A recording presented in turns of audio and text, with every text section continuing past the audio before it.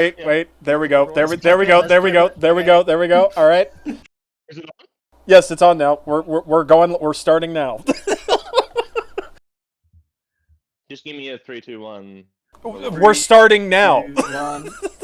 We're live. Oh, I Yeah. was wrong. I believe. Okay, now we can end. That's the entire podcast episode. That's the entire podcast.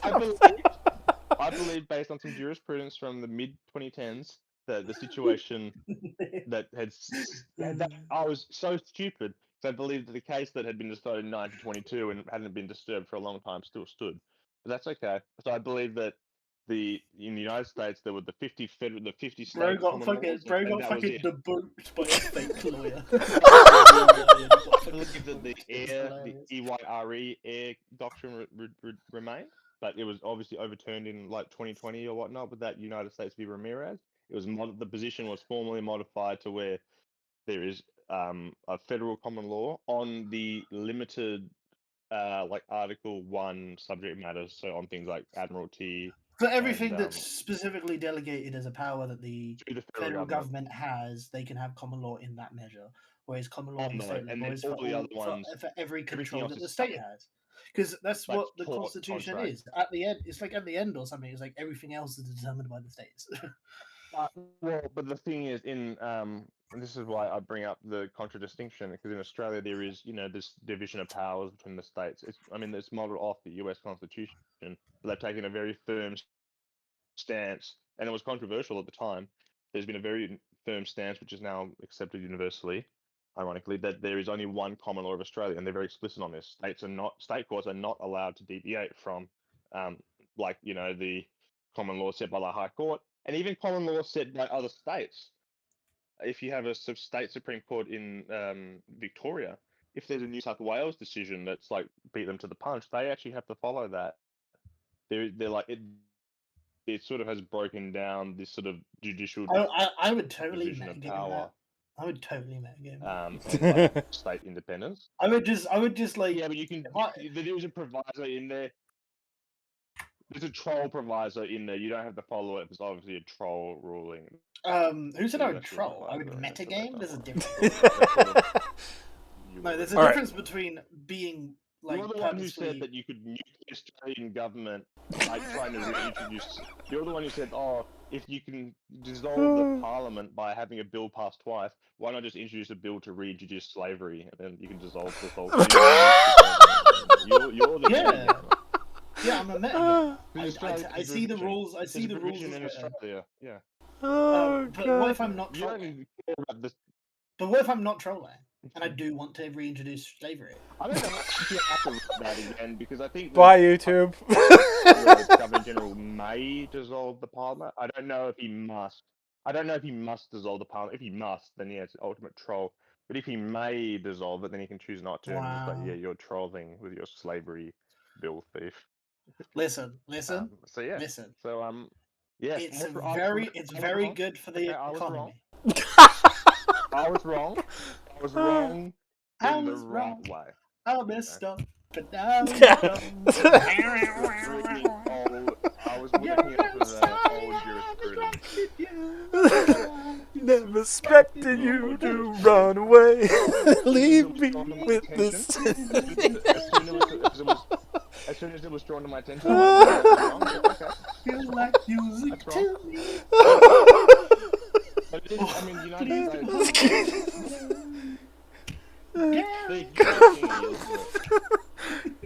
The United States is an interesting place. And Oh, all God. because I wanted to make fun of him for calling other people incapable of reading. Oh my god. sometimes they are. Sometimes they don't. Sometimes I you sent, are. Too. Oh my god. What was I can't remember what we're talking about. People can't read. What was the discussion? God, we derailed so much. You weren't, Just you weren't even being specific. You were just talking about how you'd put a thing and then people wouldn't read it. oh I just man. wanted to be. I just wanted to be funny and point out that you failed to read It was it. the Nazi memorabilia, the Nazi symbology ban. I put in the, Oh, yeah. the law itself and the explanatory memo saying, hey, look at all these carve-outs for free expression, like museums or like debate. Like there's a whole provision in there that says, this law does not impinge any free speech rights that arise under the Constitution. Listen, the country as, that you know- refused to ban communists but did ban Nazi memorabilia is like not That based. Shadow? Sorry, you lose. Yeah, you got to do both. You got to do both. Australia had a referendum in the 1950s to ban communist parties. Really? Like a constitutional, because the amendment to the Constitution is done by referendum, Right. and we had a referendum to just ban communism. And the funny thing And it got is, very close. It got the like left-leaning states all said no. The right-leaning states all said yes. I wonder why. You know what? If the Labor Party had supported it, because it was internal division, some of them did, some of them didn't. If they had supported it, it would have gone through. Because you can't get you need bipartisan support historically to get amendments passed. So I mean, it was got like 49.97% of the vote. Yes. Oof. Which, So close. It came really close. So close. But I mean, it needed. Yeah. If I wear a red armband and march down the street, straight to jail. Can you believe if I fly a Soviet flag instead? 100%. Can you believe, Thief, that the referendum to ban communism did better than the voice referendum? Like, that is funny. Though. Yeah, that's great. more people said yes to banning communism, and no, like there are more. Sorry. We're gonna wrap this up within a minute, so that we can get to the video. More people said no to communism than said yes to giving the Abos the voice referendum. It's like, crazy. Oh my god, that's funny. It was pretty crazy when within half an hour of the polls closing, it was already defeated. Like, Bro was there when they said no to ban. I hadn't even voted. I hadn't even voted yet by the time it was like cold. Basically, it was shocking. Anyway, let's get on to the main course. Now that we're done with the, you can clip this. Yeah. I was wrong. Yeah. I'm done trolling. Yeah. What do you want to get onto the main course? Yeah. We want to go on to. Let's. We got you get that Shadow's streaming right now. Yeah. Yeah. And he's got the video up. Yeah. Is MSGS an RPG? The thing that we decided we're going to be doing. Yeah. I'm on the stream. Let's have a look. What do you want to watch? Do you sure you don't want to do an analysis of? No, we're doing this. We decided. We decided. No, not 10 minutes ago. We decided an hour ago. We decided on it, and then we went on a side tangent, a huge ass side tangent that only the people will know the last bit of it. You don't want to do an analysis of he was in the Amazon with my mom. Oh no! I'm not gonna torture myself. Amazon with my mom. She was researching spiders before she died. Oh god! I don't want to get. I also don't want to give Sony any ammunition to potentially fucking strike down my videos. You know, fuck them. All right. Okay, so is MGS an RPG from Afterlife Games? All right. No. And one thing. Okay, this is going to be one small side tangent because I remembered that I wanted to talk about this before our original side tangent. One thing that I actually really liked about MGS5 is how the enemies ended up responding to how you ended up handling the situation. Honestly, I think it should have been a bit more in depth, but I think the base foundation of that idea, could be introduced into another game and could potentially make that game far better. Oh yeah, the reason why it wasn't in depth was because Kojima was wasting money, and so Konami was like, get the game out now or you're fired. So he got the game out now, and they still fired him anyway. I mean, he burned a fuck ton of money like that. Anyway, side tangent. We'll get it. We'll get back into that. Everybody remembers the Campbell. It's in any way similar to an RPG. Is it similar to a rocket-propelled grenade because it blows? Oh god. I just thought about. I just remembered this. I just had this fucking memory. I'm thinking of during my plan of redo. I know, right? Exactly. The whole thing of the enemy dynamically changing to fit against how you're approaching the situation. I wanted to implement something like that in regards to my whole rework of Fallout 4 at one point, and it's just I just remembered that I wanted to do that. God, that would have made that game immediately better. It'd be a bit weird to work into though, right? Because I get I get that your rework of Fallout probably has a lot more to it. Mm-hmm. But like, if you were to just apply that to Fallout 4 as it exists, yeah, you wipe out a raider camp, you come back, it's been repopulated, and what, they've blocked off the door that you came in. I get what you're saying. Like, I get what you're saying. It doesn't make much sense in the current. Like, the only thing I could see is if you had like a more New Vegas style quest design where you have alternate approaches to a quest, and let's say like you're going against the Institute, and the first time you stealth in and like deactivate a Corsa, the next mission where you're going against the Institute just aren't using they're using simps that just have like their audio disabled so they can't be turned off. Like you walk up to one, you say code, and then it just doesn't respond because they've disabled their like audio input. Right. Yeah, like that's the type of mission systems that I would have set up as well. Instead of it being a situation where the AI just kind of just repopulates, right? I would have the AI like doing what is done in Stalker Anomaly, where the factions will try to go in and take other territories. So it's not just like, oh, there's a raider group here, and then once you kill them, they just respawn. It's this raider group is now like a more proper faction, and they're trying to establish a hold in the territory. You'd have more independent raider groups, but you'd have the Gunners as a major faction that anytime you wipe out a settlement and don't set, and it's not one that you've set up, right? It's not like a workshop settlement. Right. You'd come back, it wouldn't be more raiders, it would likely be Gunners there now. Yeah. Or you might walk into, I'm going to take out this raider camp, but you've attacked at the same time the Gunners have, so now you've got twice as many enemies, but the enemies that are fighting each other and shit. The other side of the enemies. Yeah. It's like a triangle. Yeah. But that's actually a more dynamic system than something like Bethesda is capable of.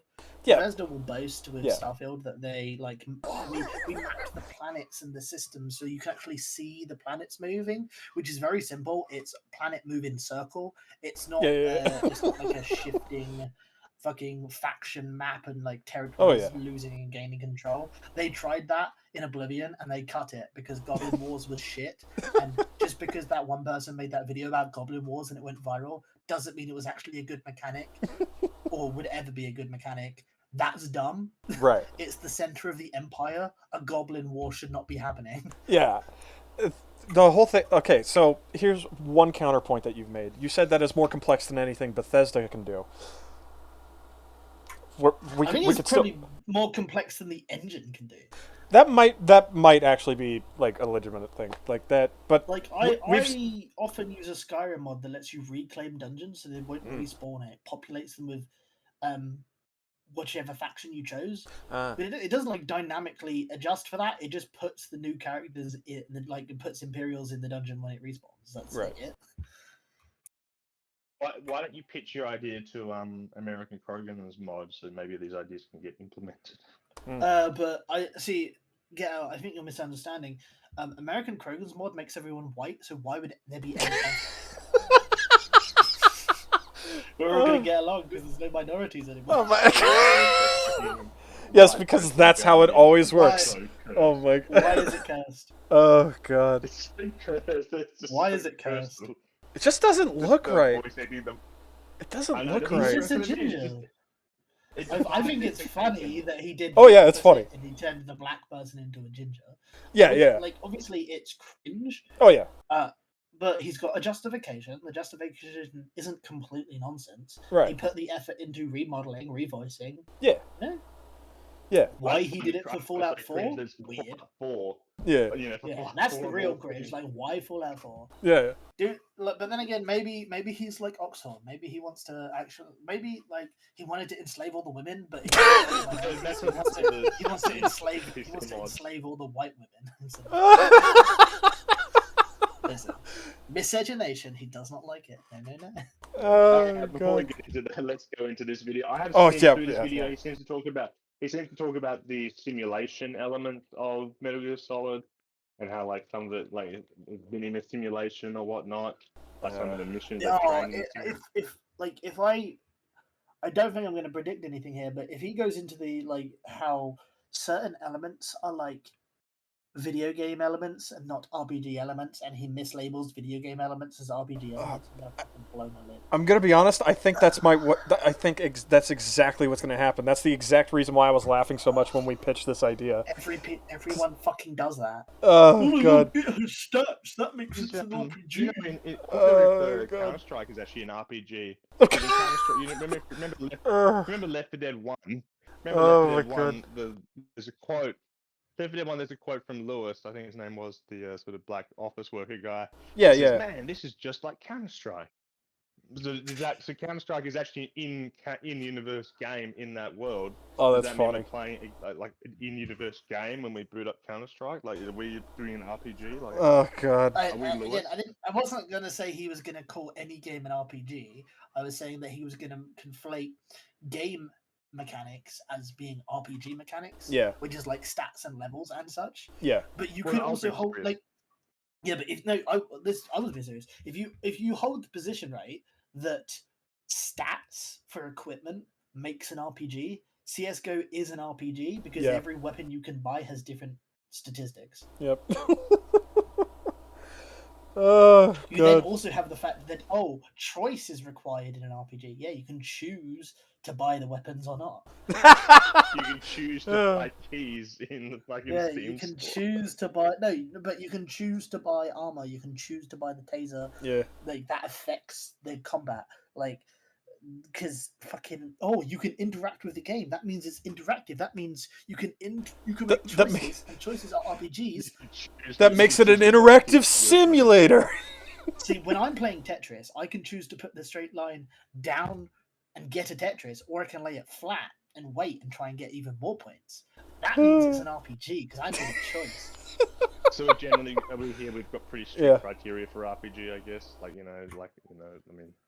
Well, see, the thing is, I haven't ever gone through the effort of, because it will eventually going into a script and I'll make it into a video. Yeah. I haven't actually gone into the effort of specifically codifying what an RPG is. But from my perspective, what an RPG is what it is. It's effectively the so you know how children play pretend in the playground? Yeah. They play doctors and nurses, cowboys and Indians house. That is what's called role playing. Yeah. And so to role play requires being able to take on a role, not any role, but specific roles in a narrative. Right. That role can be a supportive role, an aggressive role, whatever. So in terms of video games, something that has no options in terms of the role you play can never be a role-playing game. Oh my god, does that technically mean Fallout 76 is role-playing? No, I'm joking, obviously, but well, maybe you can make the argument it is. Yeah. So you would be weak one. I'm making a stupid statement because players within the game will play it. You know what I mean? I would hold the position that Morrowind is an RPG. Right. Not because the main story forces you to be the Nerevarine. That's probably the worst part of it being an RPG. But the fact that your role as a type of character is you could be a mage, you could be a warrior, you could be a person who doesn't engage in combat ever. That these are measures that you can do, right? And that's the role you're playing. It's like the type of person you're playing rather than the specific action you make. Because it's like if you care only about the difference of action, any game that has a choice of which gun you use or which armor you wear thus becomes an RPG because my character's wearing the red hat. Well, your character's wearing the blue hat. Therefore, there's a difference. When really the same goal is happening, you're killing someone. Yeah. That would make tier 2 an RPG if that was it's the choice. So Outer Worlds, whilst being shit, is an RPG because you can go through, you can hack into things, you can unlock things, you can have your companions do all the shit for you, you can be a pacifist, you can be a fucking mass murderer, you can do all these disparate things while still achieving similar goals. Right.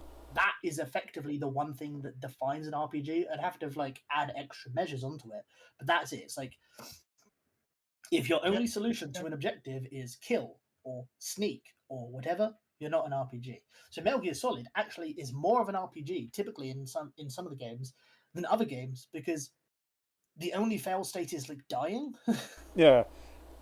You can go guns blazing in Metal Gear Solid. It's a lot harder. Yeah. MGS5 is like a prime example of that. Many stealth games let you go guns blazing. So they are more of an RPG than the pure stealth game that fails you the moment you get caught. Yeah. I've just asked ChatGPT, and it refers to control and narrative driven, such as the Elder Scrolls. So there we go. Morrowind is an RPG. Oblivion, less so, and Skyrim even less so. Yeah. Well, the line. So like, Cree, when he's discussing what an RPG is, he's more lenient than I am. I do not consider Fallout 3 an RPG. Action adventure. Yeah, it has some actual RPG elements into it, like skill checks, but those skill checks skip. They don't have alternate solutions, right? So it's not like you get you get your dichotomies of like blow up Megaton or don't blow up Megaton, and you have speech checks to skip quests, but you never have speech checks to get different outcomes that lead to similar results, right? Like you meet Moriarty, you can speech check him to skip his quest, so he gives you information, you can go. You meet Free Dog, you can speech check him to skip the quest and get the information and go. It's effectively the same as doing the actual quest, but the actions aren't really that different. It's like the game never really accounts for those differences that you do. It's just, we let you skip stuff isn't the same as we give you different options of what you can do. Different paths, yeah. It's more of an RPG. It's more of an RPG than like a strictly linear game where you don't even have dialogue, for example. Right. The dialogue is just spoken for you. You don't have options. It's more of an RPG than that, but I wouldn't then say that it becomes an RPG. It hasn't met the minimum standard to me. It just has RPG elements in the proper sense. Yeah. Not the you have levels. That means yeah. We have to be. I mean, it's hard to define. I mean, I don't even think action adventure is a slur. Like, I enjoy action adventure games with RPG elements. Like, people take it as a slur. Sony games. What a fucking action RPG! I think it's fun to be action adventure. Like God of War Ragnarok has got a lot of RPG elements, but it's clearly an action adventure game. Right. No, it doesn't.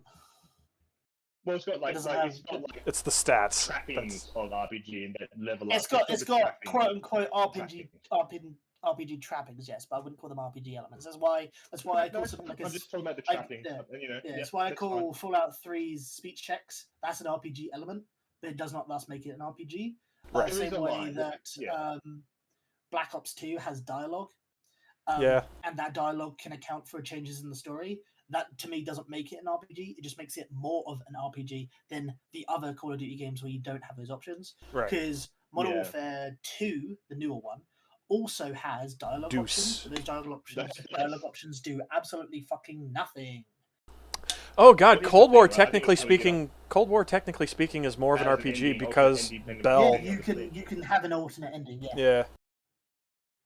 Yeah. All right. Yeah. Let's get into this. So, much like Black Ops 2. Yeah. So that's what I would call an RPG element. Right. Rather than it be an RPG. Yeah. Right. Agreed. I want to make 2 points before we move on to the video, and one of them's a meme point. One of them would be, just to raise an example for Thief.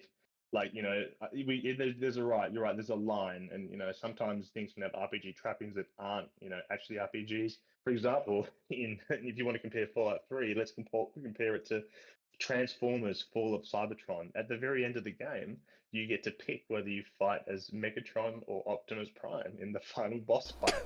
And you get to pick, you get to choose. Now, ultimately, the ending is the same when fucking you get sucked into the wormhole. Whatever the ending of the game was, it's the same, but you get to choose. And that's there's a line. Obviously, the trappings or whatever, like choices, don't make an RPG. But the final point is that if we really want to settle this Thief, there's a way to do it using the common law. You should just release a game that's like a shooter and label it as an RPG, and like I'll sue you for misleading conduct, and then we'll get a judicial ruling on what an RPG is. Yeah, but we're separate governments. We're Australia, we're British. US state. We're doing every single US state to make it What are the legal agreements between Australia and the United Kingdom in terms of governance and common law? Oh, well, I have to sue you in British. Don't actually go into it. I was just talking. I was just making a bit of. I'd sue you in a British. I'd sue you here or in a British court. If I sued you here, I'd have to get the judgment registered in the UK through the Hague Convention. But that's okay. Yeah.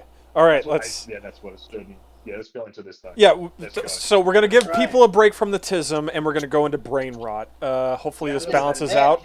They're listening to this video specifically for tism. True. I think it's true that we covered what RPGs are in our minds, and now we can contrast that with this. I think. No, not just in my mind. What is an RPG and what isn't? Yeah, I agree. In my mind, I am objectively correct. There is no other standard. There is only mine. I'm smiling when I say this. It sounds funny. Oh yeah, it is. 100% serious. My measure is what I believe to be the factual measure. Agreed. I agree with. Yeah, I lean to agree with you on this ruling. Anyway, let's see what. Let's see what brain rot we're going to be dealing with for the next 5 hours. AI freaking out towards the end of MGS2, right? During that section of the game, there's an exchange between him and Raiden that I find particularly interesting. Your role, that is mission, is to... Are you able to see it? It didn't skip for me. Yeah. I could back it up. It's not that far back. I have no problem. Yeah. Oh, are you saying because it started at 2 seconds because we pressed play and then immediately paused? Is that? Yeah. That's what happened. Yeah. That's what happened. Everybody remembers the Campbell AI. Right. Yeah, we've just been sitting here. The Campbell AI. Yeah. Yeah. Freaking out towards the end of. Everyone remembers the Campbell AI. Right. Freaking out towards the end of, and then. Yes. All right. Let's get going. GS2, right? During that section of the game, there's an exchange between him and Raiden that I find particularly interesting.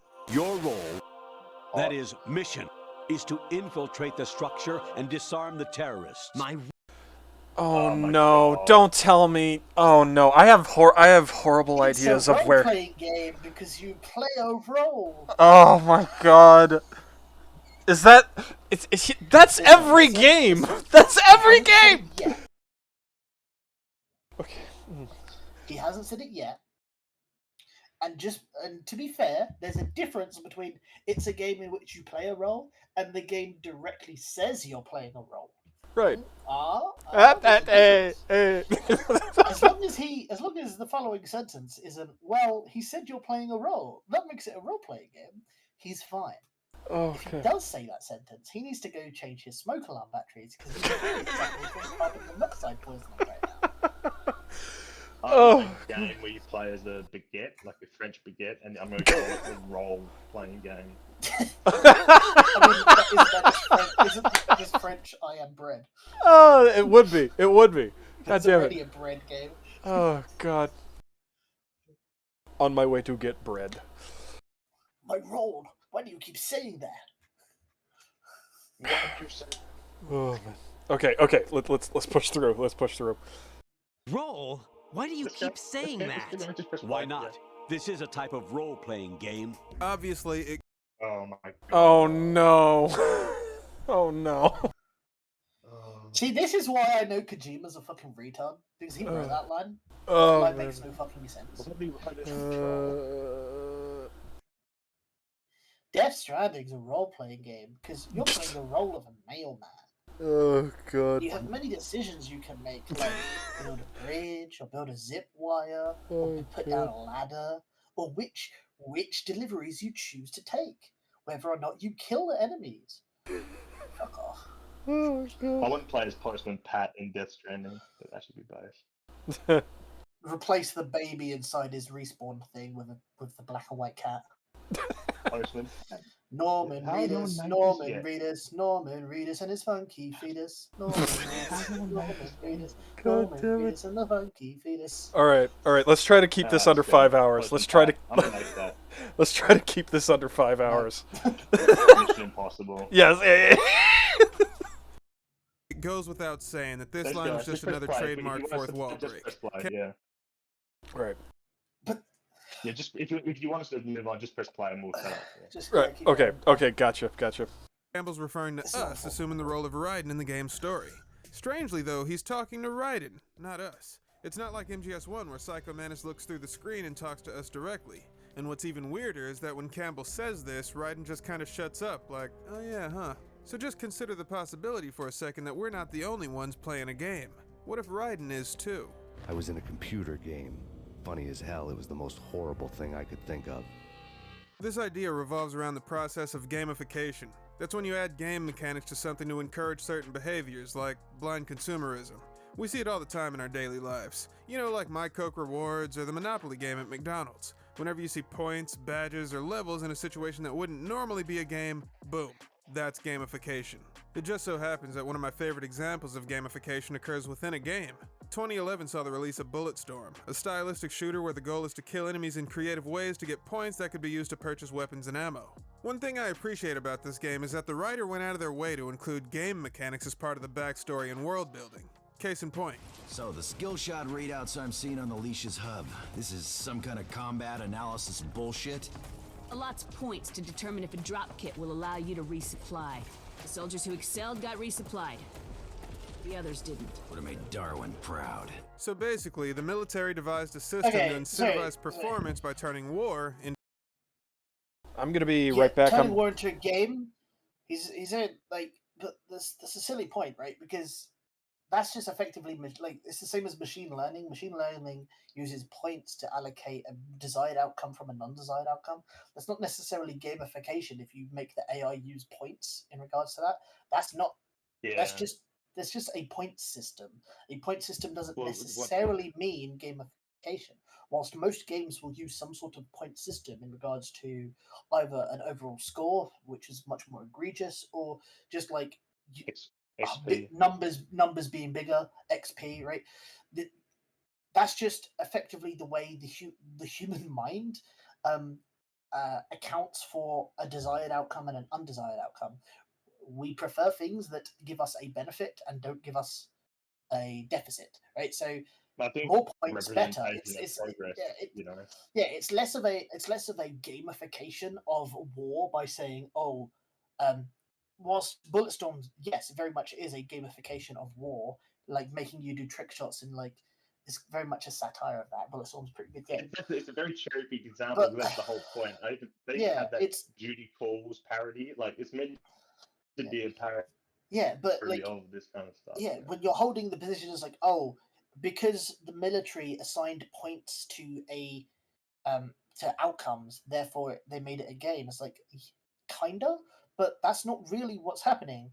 It's just a motivation system, whilst effectively you're calling everything gamification.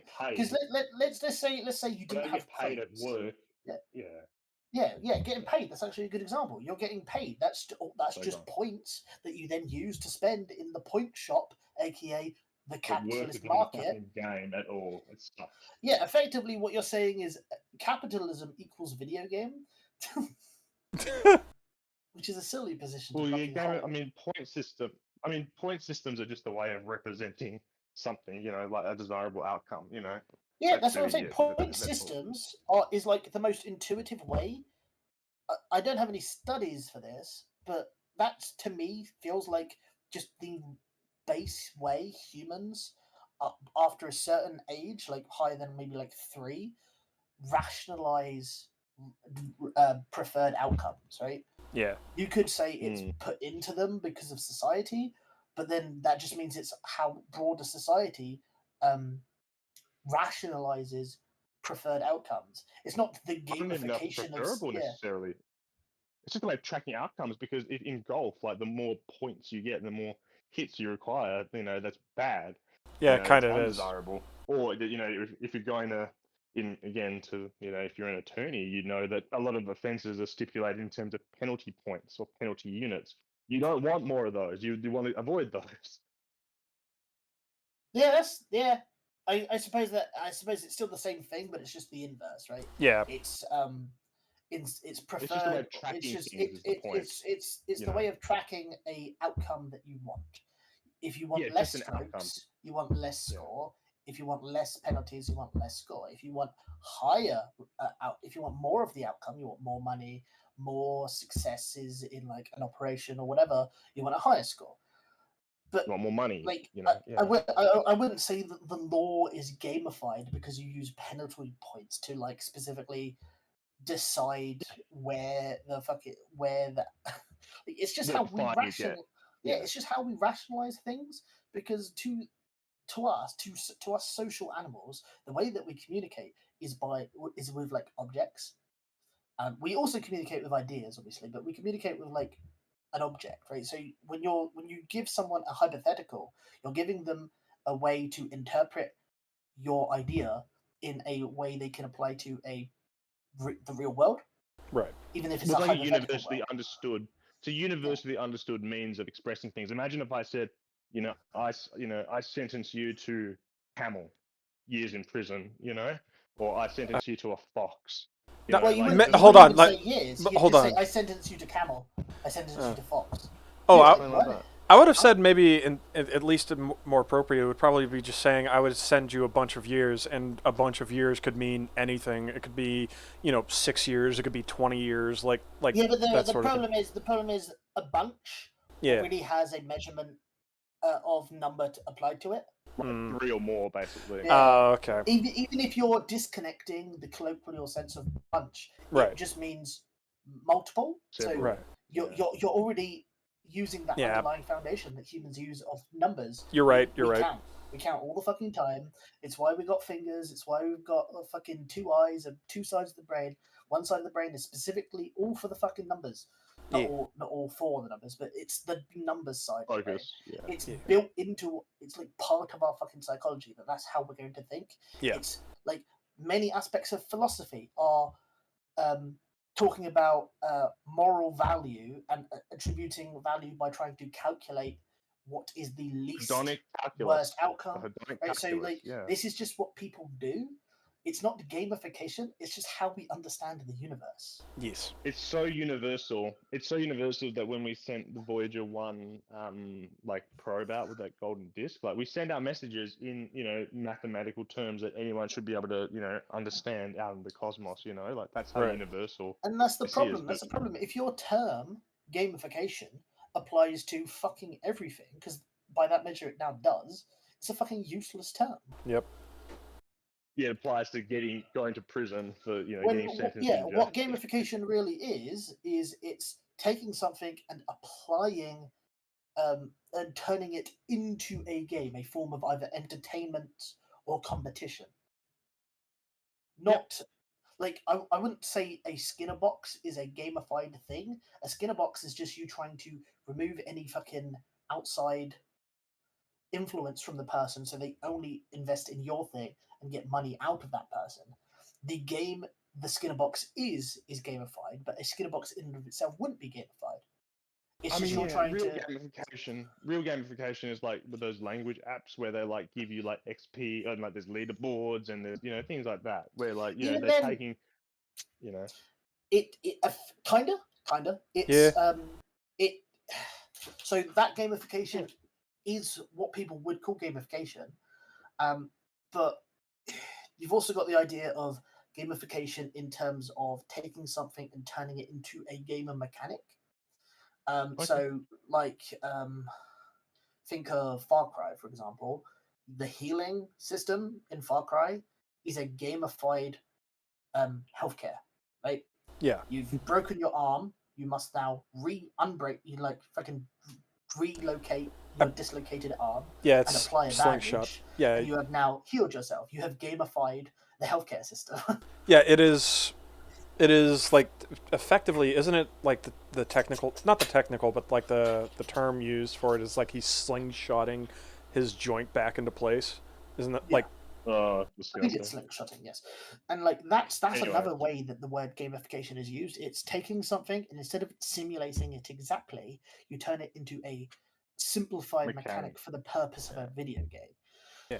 Because not every game is trying to be a fucking simulator. Yeah, reloading as well. When you fucking games, you don't have actual half full clips that you're putting back in. It just goes in. You're just reloading from a sort of in a lot of games. Yes, in other games you do have magazine based. Yeah, but in every FPS I play. Yeah, these are also called gamifications. Yeah. What he's obviously talking about is applying points and experience to an already existing thing. Yeah. Which is that's just how people think. Yeah. All right. Because just adding points doesn't make it a competition and doesn't make it a form of entertainment. Yeah. Which is, I think, the two measures of what a game is. A game is either competitive or entertaining. I would say in regards it can to be entertaining and competitive. Like the point is, either you're competing against someone or you're competing with someone. The competition is achieving a goal, right? So, getting XP in your fucking language app isn't a competition. It's just a measurement of dopamine response to make you feel like you're doing better. Now they can build competition mechanics on top of that, but it's not necessarily competitive. Yeah. Right. Yeah, it's not. You're not competing against anyone or against the system. The system isn't against you. The system is trying to make you learn. So to me, that's that's not a game. Anyway, because like a puzzle as a game, as a toy, is a game specifically because the puzzle is trying to stay in the unsolved state. You are trying to resolve that puzzle into the solved state. So that's why it's a competition rather than making you learn something. A teacher isn't a game master for teaching you knowledge. Yeah. Right now I'm building a bit like a Japanese Lego dog as we speak, and it's Japanese Lego dog blocks I've got to put together. Yeah, like a Lego set, right? A Lego set isn't a game just because you have it's a recipe, right? Cooking a meal as well. Following a recipe to achieve an outcome isn't a game, and just because you flavor that recipe as game mechanics, I wouldn't necessarily call gamification. Yeah, agreed. All right, let's. It's just a psychological measure to try and increase motivation, and that's it. Yeah. All right. Yeah, let's push through. Let's figure out what the hell he's doing here. You just press play. You just press play and we'll shut up. Got it. There's a million reasons why a Battlefield commander would want to do this. The biggest advantage is psychological. People can be trained to be less averse to brutal savagery if they think their enemy is less than human.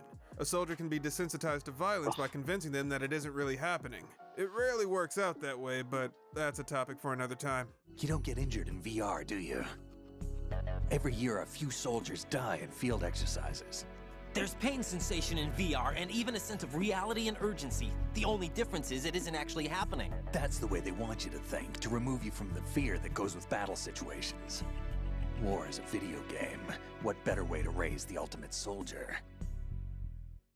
Since long before any of us were born, millions upon millions of tax dollars... He didn't make a point, but fucking Kojima did. Yep. And I think Kojima is a fucking hack. Yep. Because war is a video game. The way to make the ultimate soldier. Okay, then why don't the military only raise their soldiers on video games? From esports. Yeah. You know, why didn't they only why do they do physical training when they just need a video game to do it? Video games the way to make the ultimate soldier. Well, yes, you can say esports teams to lead their armies. You can say I'm being uncharitable towards Kojima's position, and he's instead saying the gamification of war will desensitize and motivate a soldier into becoming a better soldier. Is like kinda, but also when you give someone a dopamine reward, you're going to try and rewire their brain to want to seek out that dopamine reward. That's nothing special to video games and war. That's just the human condition, you fucking dumbass. Yeah. Like, another way that I could potentially... I'm sure Kojima makes games because he likes them, but also because of the praise he gets and the fucking accolades he gets from making them as well. Yeah. He probably feels good for making them because people like them. Yeah. If nobody fucking liked his games and he had to pay out of pocket to make all of these, I don't think he'd be making as many games. Yes. I would say, like, another potential way that you could do this, because, for example, you see military using simulations because, you know, a computer is a lot cheaper than having people go in and flying a plane directly for the first time, for example. I'm roboting a bit. I'm roboting a bit. Shit. All right. Yeah. That's right. Yeah, but we heard you, but yeah, keep going. Okay. So, like, you know, because it's cheaper to do a flight simulation and a lot safer than having somebody go in directly into an F-16, for example, off the rip, never touching it before. Yeah. Or it's cheaper than, you know, constantly expanding, using ammo and things like that, and you won't have to deal with people, you know, accidentally. A bit, sorry. No, I could keep hearing what you were saying. Yeah. Like, it was a bit random. Yeah, it's just a bit awkward. Yeah. But you're right. They do use like that. I could see simulators. Yeah. The best. Yeah, and again, it's like everything Kojima says has like a degree of truth to it, but then Yeah. it takes it in the completely wrong fucking direction. Yeah. Because the military will often try to, well, like you said, use simulations to reduce cost and reduce risk of life. Like the person that I'm assuming it was Snake, because it sounded like Snake. It was. I think it was Snake. The person that Snake was talking to was saying how it's not real life; it just feels like it. So you can properly train. It's like, oh, he's making it into a video game. That's just what they want you to think. It's like, well, yeah, no, it is a simulation, Snake. It's to train you. It's not to turn you to this fucking mindless soldier. Yeah. It's not like fucking Ender's Game, where actually you think you're playing a game, but you're actually killing all the aliens. No, it's not like that. Yeah. It's an actual. It's just training. Yeah. Well, I will say, I mean, if you want to make this critique, you can make it in certain instances where, and he will bring this up in this game, in this video rather, at least one of these examples. But you can make it just preemptive to preempt it. You can make like criticisms of like America's Army, like that game that was like the U.S. military's version of Arma, and that is kind of like a recruiting tool. Yeah. It's like a fun game where you go and do. I mean, you can make people. I had it. Of that. You can do that. Yeah. Sorry. Yeah, America's Army Proving Ground. That's what it was. You can make critiques of that, or like gamifying. But I think this is training. I don't think you're actually going in and killing Afghanis in that, propaganda. It's like Ender's Game as a specific example is obviously what he referenced with one of those clips, because that was Ender's Game, the movie he was using there, and the whole point of that is, both sides don't actually want to go to war, but it's too late to stop, and we're using kids soldiers, but we're telling them it's a video game so that they can kill all the bugs. That's like the entire plot of Ender's Game. And have not be morally worried about it because they don't think it's real. And then whereas they do realize the example in fucking Metal Gear Solid was, we're training them without killing them and wasting resources, and you've turned it into a game. Way to make a perfect soldier because they want to get the high score. It's like, no, Snake. And what's the alternative? Using live if you don't don't turn it into a game, you're still turning it into a game if you're training the person anyway, because you're training that, you're making that not even making it. The person is going to want to reach a goal, a specific weight capacity, a specific time on the fucking course, right? Right. Fucking fucking Modern Warfare. The classic MW2, the classic MW2, the fucking even the original Modern Warfare, and like the original, where you go around, you shoot the targets. Switch to your pistol. It's faster than reloading. Yeah. Flashbang through the door. Are obviously more gamified than if you didn't have the fucking timer, but the timer exists in your head anyway. It's there to put pressure, if anything. There's more of a reason for it. But no. If you got rid of the timer, and you got rid of the achievement tied to going fast, right? People are still going to want to do it as fast as possible. Right. This is why speedrunning exists. Yeah.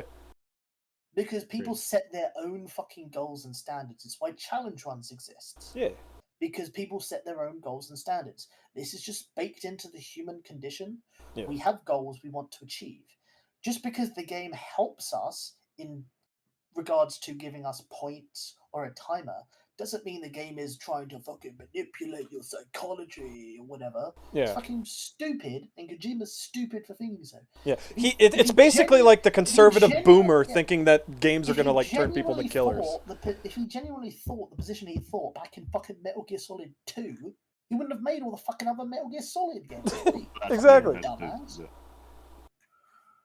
Oh, but that's why I also hate people calling him a predictive genius, because a lot of what he says in those games have been in movies or games long before his. Yep.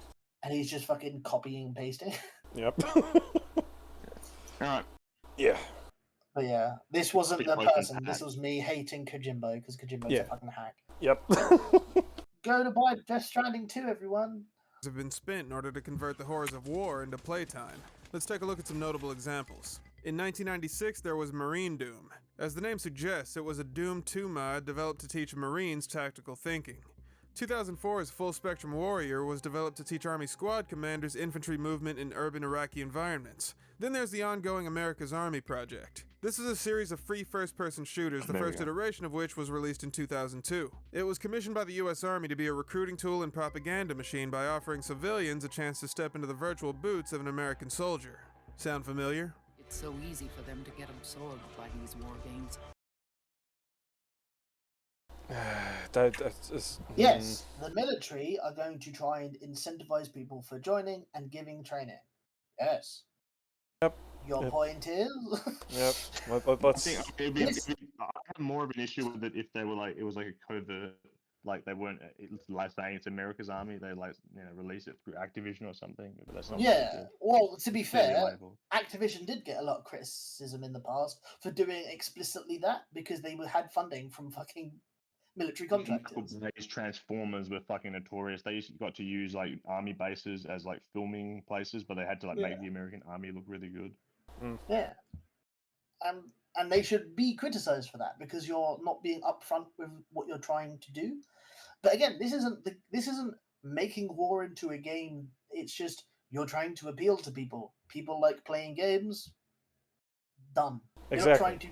You're not trying to devalue what war is. You're not trying to desensitize people to killing, because this position almost always will come from someone who's never killed someone, because they don't know what it's like to kill someone. So they just think, oh, it's just like the video games show me, right?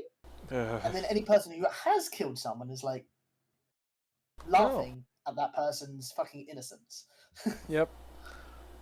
Like, yeah, you have psychopaths. You have psychopaths that actually, like enjoy killing to the same degree that playing a video game. But they're psychopaths and a minority of the population. Yep.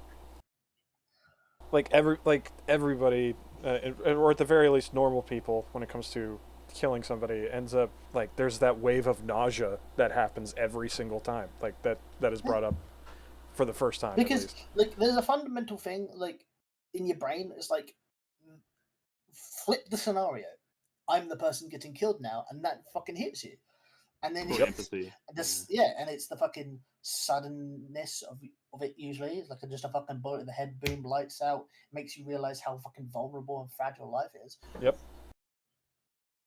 That isn't to say that isn't to say like killing spiders. Yeah, that isn't to say that propaganda doesn't exist to try and desensitize people to killing.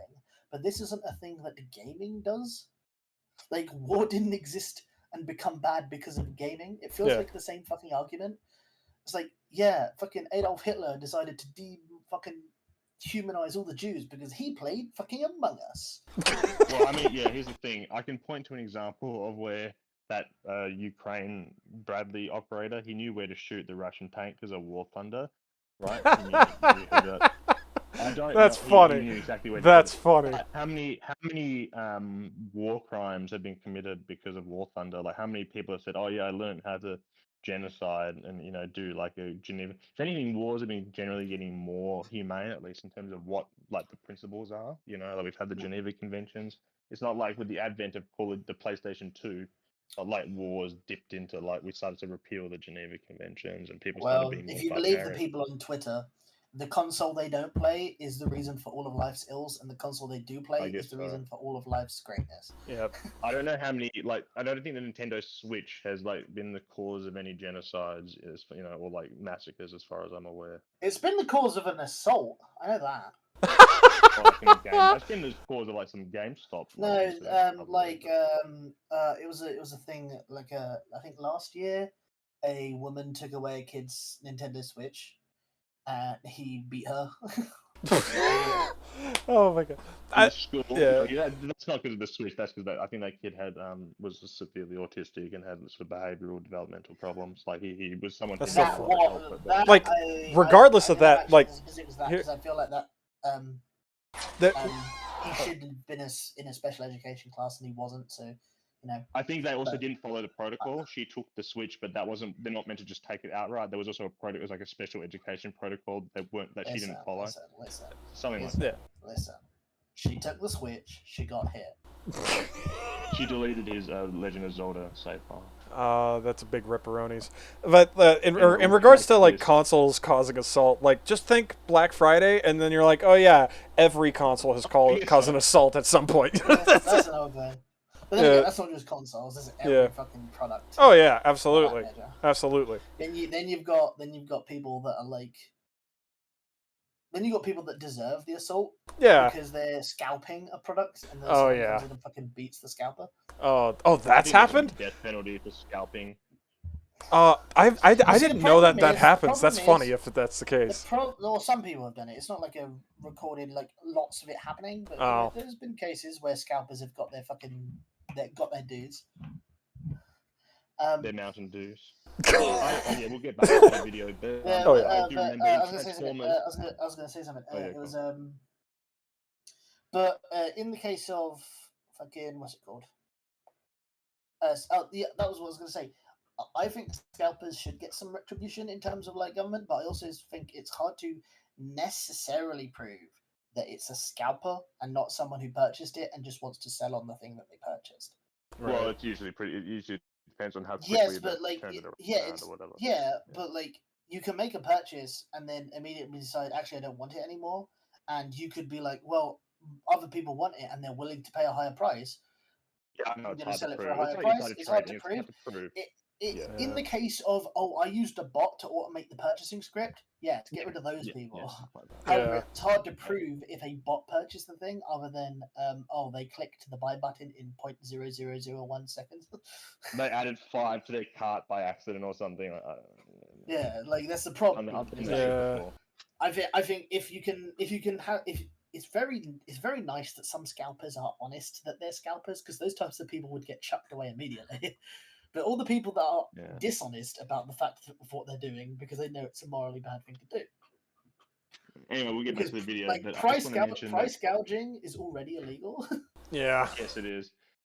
There's only one recorded incident of a console hurting someone, and that's in Transformers when the Xbox 360 turned into a Decepticon. Just want to point that out. Oh my god! Wait, that actually? Hold on a second. Wait, that actually happened? I never watched the movie, so I never knew.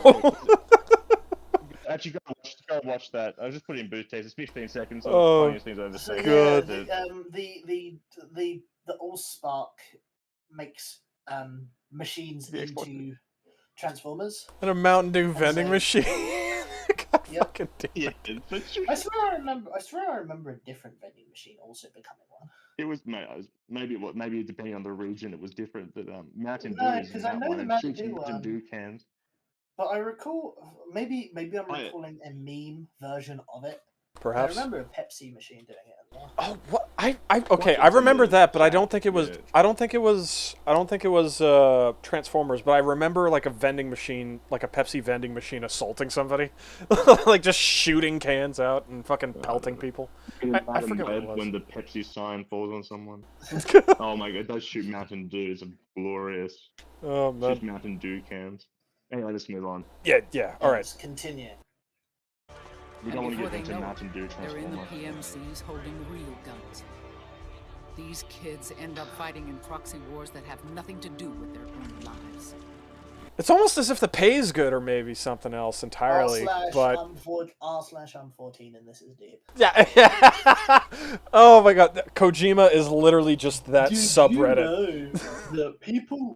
Did you know that people playing video games might join the army and fight in a war that they've got no personal investment in? Fuck off. Oh my god. Nobody's forcing you into the fucking army. It almost as if especially in the PMC case, like maybe the pay is good. Like fuck. Yeah. Well, I mean, the army does offer people a lot of benefits, for training and all that. War has I think changed. Canada, You've got underage people fighting in the military combat. Ignore the fact that in World War II, many people lied about their age to partake in combat. Or child soldiers in the Middle East. War has changed. Yeah. Or child soldiers in Africa. It's so fucking pretentious. Oh god. It's like, the only major difference in terms of Metal Gear Solid and Real War is there's a lot more PMCs for some reason. Yeah. Because the fucking global event happened. Yeah. That's it. Yep. And manpower shortage and things like that, But yeah. Alright.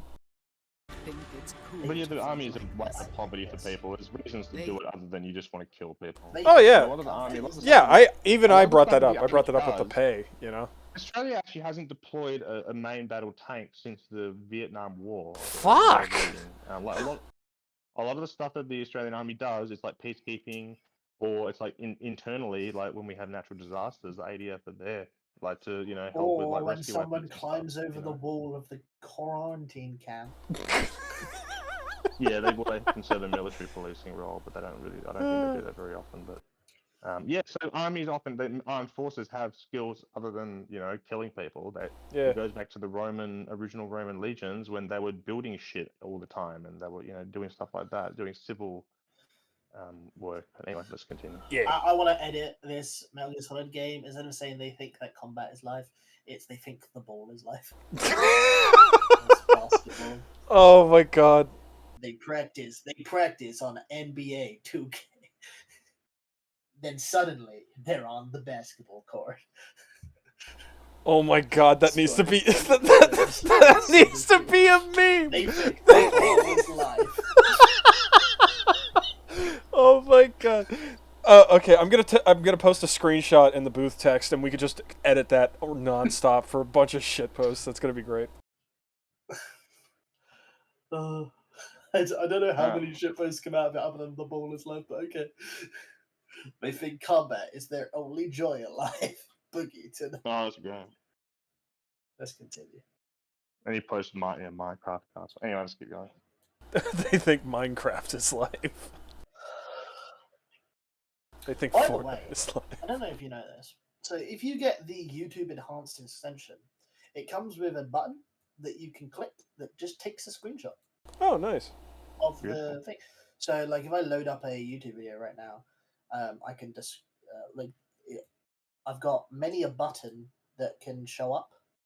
They're not showing up right now for some reason, but it's like a fast forward button, so I can change the speed to more than just 0.25, 0.5, 0.751.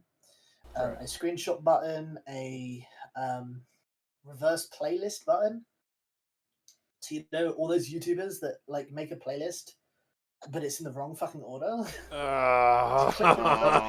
Horrible. Yeah, click the reverse playlist button. It opens up in a new window of the same playlist but backwards.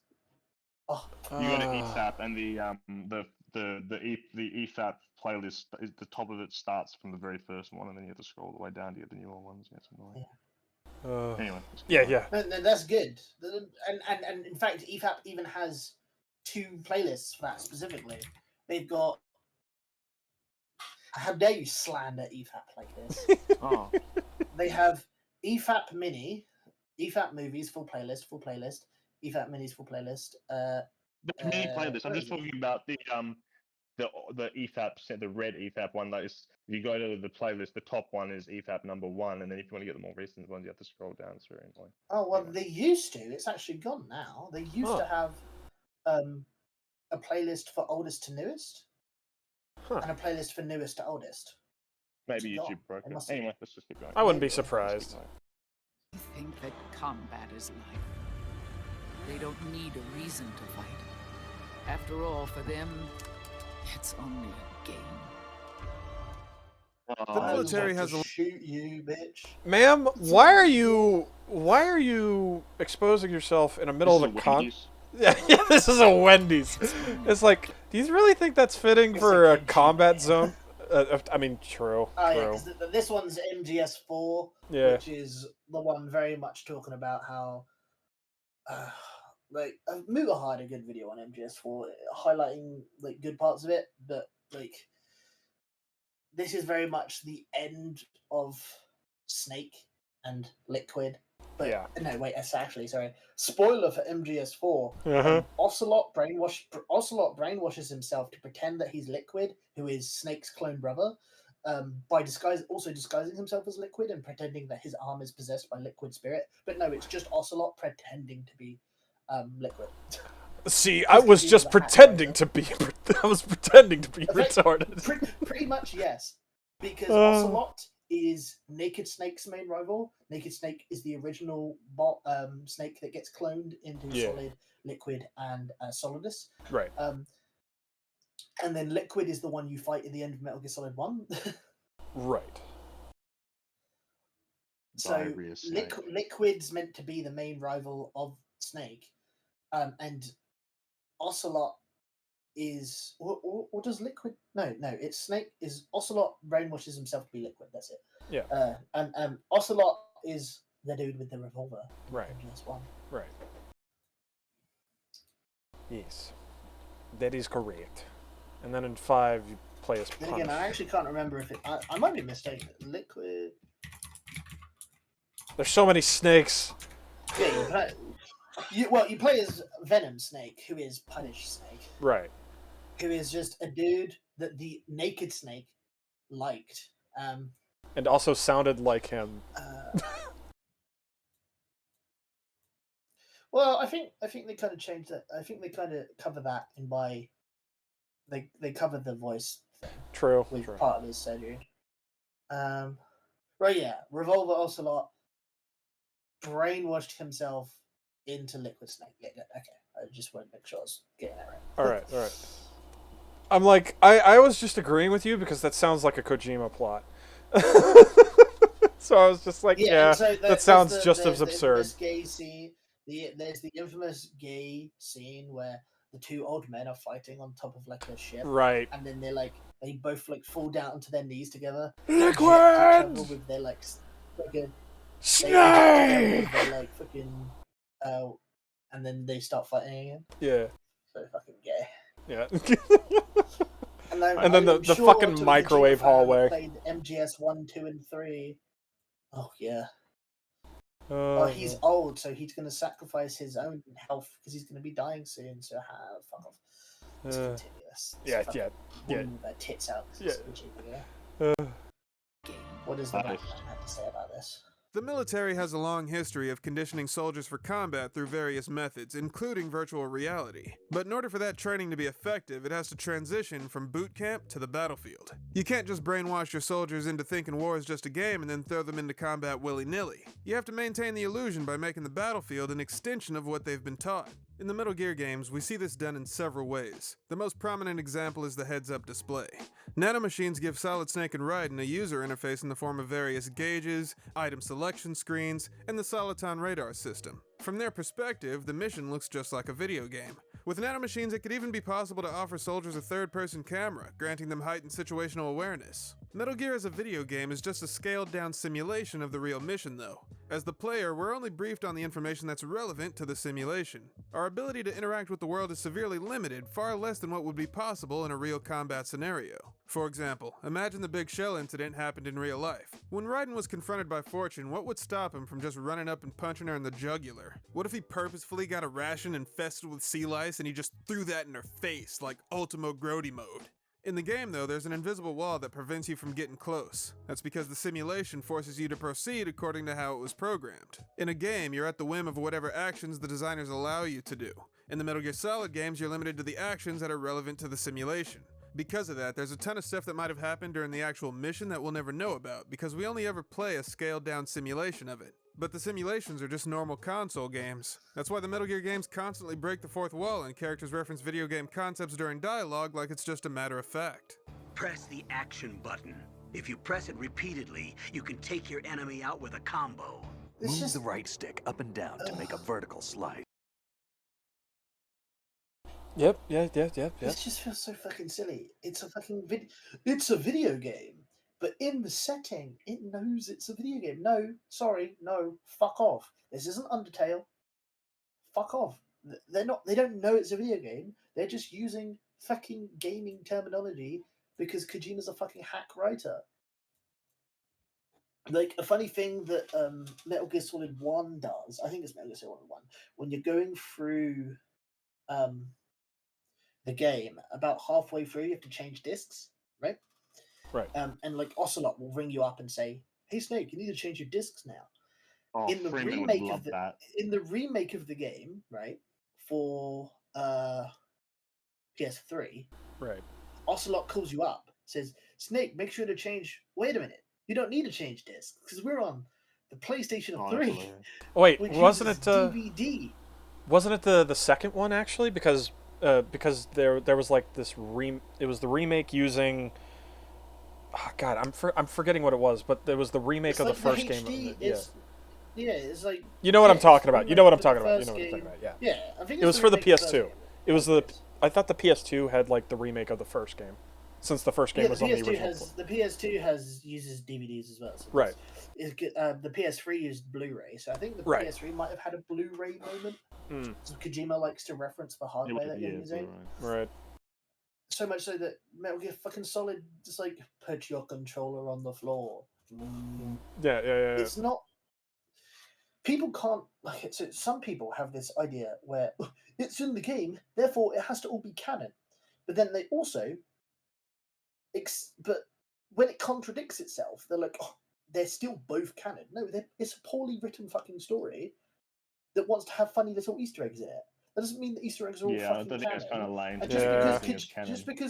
Just because Kojima wrote it as part of the story, like a fucking dialogue line, doesn't mean it should be as taken as seriously as the actual fucking plot points. You're fucking stupid. And I don't want to say you've got shit media literacy, but you probably have shit media literacy. Yeah. They said the action buttons. Does that mean the entire game is a simulation? Yeah.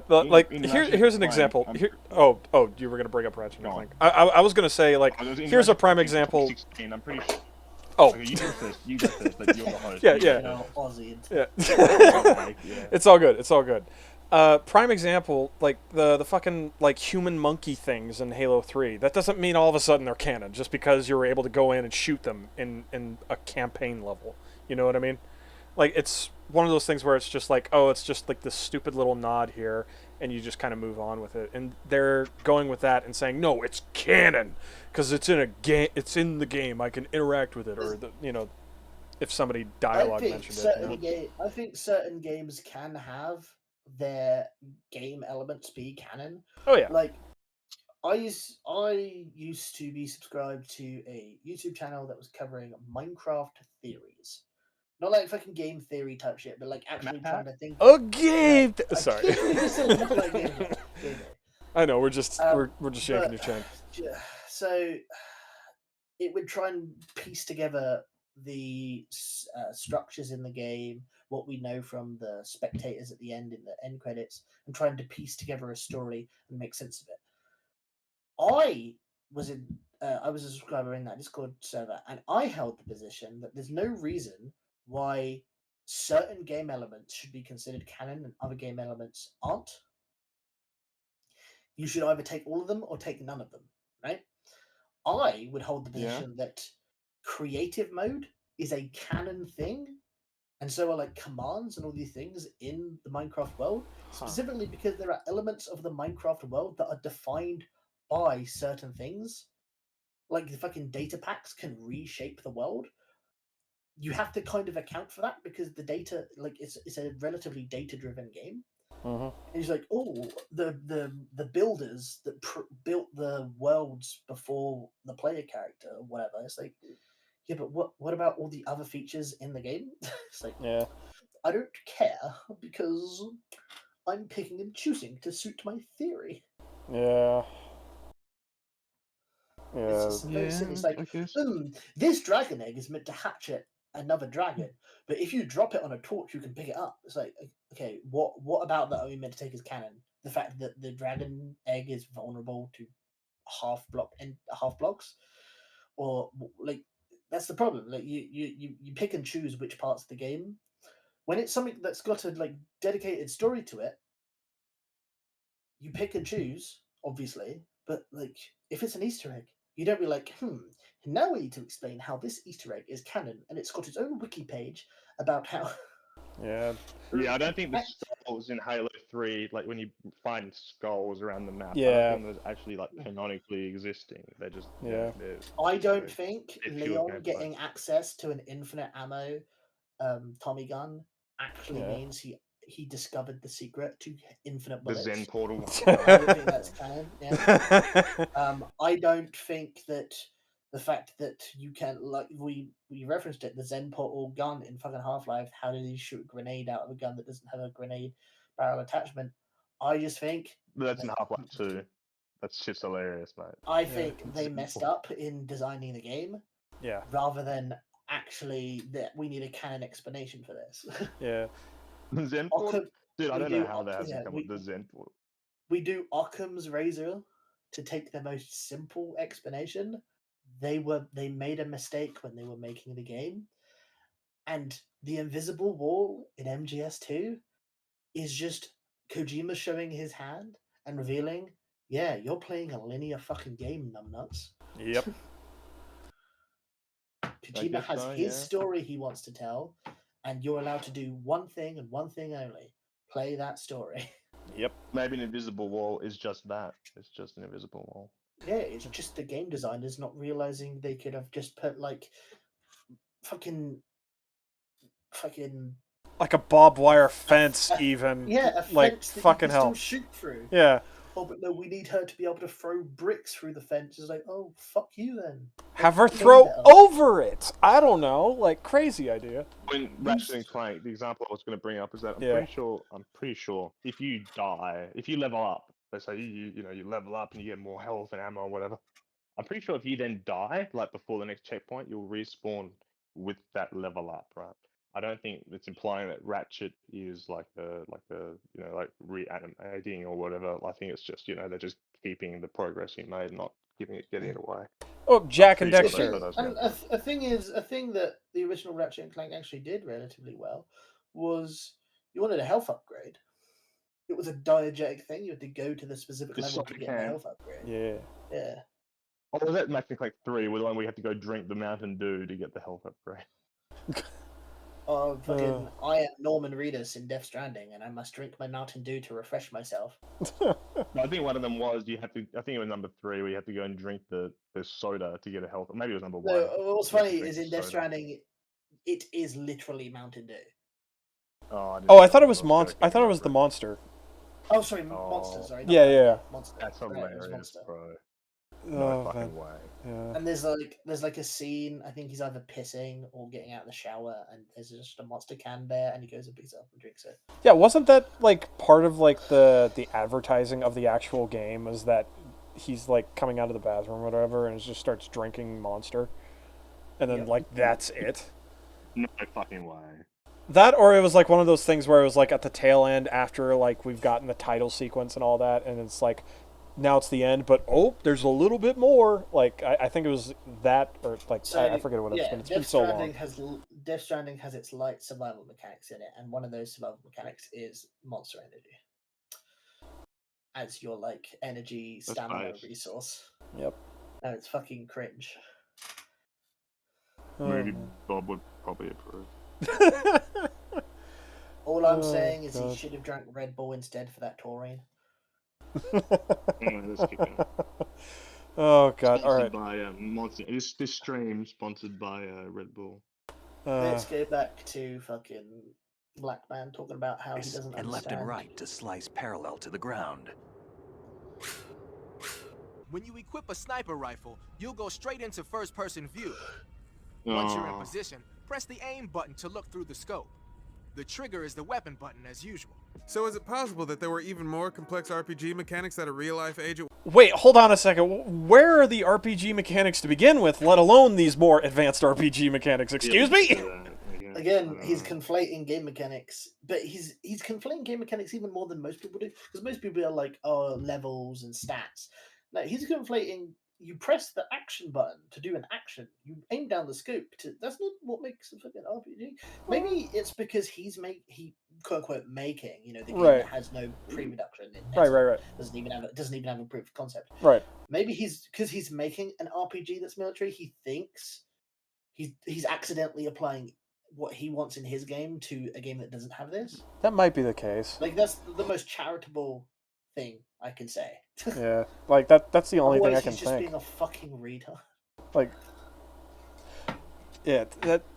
Okay. Anyway, let's keep push through. Would be aware of maybe systems like experience points or loot drops, because it seems to me that from 1995 to experience points or loot drops as RPG so mechanics. His idea is it has role-playing game mechanics because a character said this is a type of role-playing game, and his example of that was, if you use the controls to do an attack, you will do an attack. If you aim down the scope, you go first-person view. These aren't role-playing mechanics or terms. The only role-playing mechanic I can really think of in any of the Metal Gear Solid games is your ability to not kill someone I suppose the fact that you can pacifist the game. Yeah. For the most part. Really? Yeah, isn't that's like. Yeah, isn't that like a challenge? Isn't there like a whole challenge run where it's like don't kill anybody, like kind of thing, or yeah. I think for the bosses you have to do specific things, right? But like you can ignore like pretty much fucking everyone. I think MGS5 also has the same thing, but to a much higher degree. In that, I think I don't know which game started rating you on your missions. On your progress. It was either 2 or 3. Right. It might have been 2. They rate you, and you get a better score if you don't kill anyone. Right. I will say, even the even the latest Splinter games tried to do that, where you could go. I think in Blacklist, eventually you started getting points for non-lethal. But again, to me, that doesn't make it an RPG. That's not even really an RPG mechanic. That's just a game mechanic. That's just like fucking Dishonored's chaos, high chaos, low chaos. It's not an RPG. It's just an option. You can either kill or not kill. Yeah. You can either focus on the stealth mechanics or focus on the combat mechanics. That doesn't necessarily mean an RPG. That's like saying, I can focus on melee in Call of Duty, shooting in Call of Duty, thrown weapons in Call of Duty. That doesn't make it a fucking RPG. Yeah. Not really. Then again, that's a bit disingenuous because I'm comparing all ways to kill. It'd be like saying, oh, I can go into domination and just rank up kills and still lose, or I can go into domination and only focus the objective and get no kills. Those are two different ways of playing in the same match. Yep. But like spoilers for Splinter Cell 2 from 2004. Right. In that game, there's a mission in Jerusalem, and you get betrayed by the Shin Bet Israeli spy, and you have the option to shoot her or to not, and because they're trying to procure a bioweapon and they're trying to betray you to get it. If you don't shoot her, there will be snipers at the end of the mission that will try to kill you. There's an element of choice. You can go non-lethal if you want and spare her, or to compare to another game that gives you that type of choice in Modern Warfare 1. I'm thinking of Black Ops. I'm thinking of Black Ops 2, where the guy with the bag on his head. Yeah, but in the new either Modern Warfare 1 or 2, I think it was 2, you kidnap him, interrogate him, and then you're given a gun, and you can try to shoot him, and it does the click, like, haha, he's not gonna shoot you, and then you load in a bullet to make the guy realize, oh wait, he will shoot me, and then you can choose to shoot that guy or not. There are no consequences to that choice. He will just be dead. An ironic example, remember BioShock 2, where your ending depends on whether you harvest the little sisters or whatnot, and depending on whether you spare your enemies, so you can get various different endings. That's an action adventure game, but it's not like a first-person shooter. But it's got choice. That's cool. I appreciate that. It doesn't have to be an RPG. I appreciate it. Yeah. And again, it's why to me RPG doesn't just mean choice, because that makes every visual novel game. Yeah. Fucking RPG, because you can choose usually if it's one of those like dating novel type visual novels, you have multiple people you can choose to date. Right. That's what Doki Doki Literature Club was like satirizing. Yeah. Even though it's a shit game. Yeah. Well. Yeah. I wholeheartedly agree. Because you could have picked your pink hair, your purple hair, your other hair, but you can't pick Monica, whatever. Yeah. Like there are ones for women, there are ones for men. There's one, I think it's called like Seduce Me, where a girl goes into a house and there's just a bunch of different men that are now like, you can choose to, I'm going to go to the kitchen. Oh, here's one of the guys, he's preparing to make dinner. I can help along with him. And then you can like eventually shag or something. And then there was like 2 sequels. When you said Seduce Me, the first thing that came to mind immediately was the spy. Seduce me. What? Seduce me. Seduce me! Listen, I was a big... Seduce Me the Otome. I was a big visual novel fan many years ago. I'll be interested to see what his motivation for making this argument is if he gets to it. I don't remember actually what. A romantic comedy visual novel, and then I think it has sequels. It's a strange argument to make. I don't know why you'd bother making it. I mean, yeah. Oh god, this looks a lot worse than I remembered it to be. Oh no! Post it in booth text. Post it in booth text. Like the art is so shit. Oh no. Look at that. Oh no. Oh, what the fuck? Like, even Tumblr artists aren't that bad. What the fuck? Like, the whole... Oh god, write a review for this game. Okay. It was, here's... it was free. Okay, here's how I'll put it. The background, not bad. There's nothing offensively wrong. It's primarily, like, the faces. Yeah, that's what I was talking about, the faces. So, Yeah. Created by Michaela Laws. Was it just one person that made this? And then seduced me to the Demon War. The what? The what? Because I think it's revealed at one point that all of these boys that you can pick to date are like demons. Oh my god.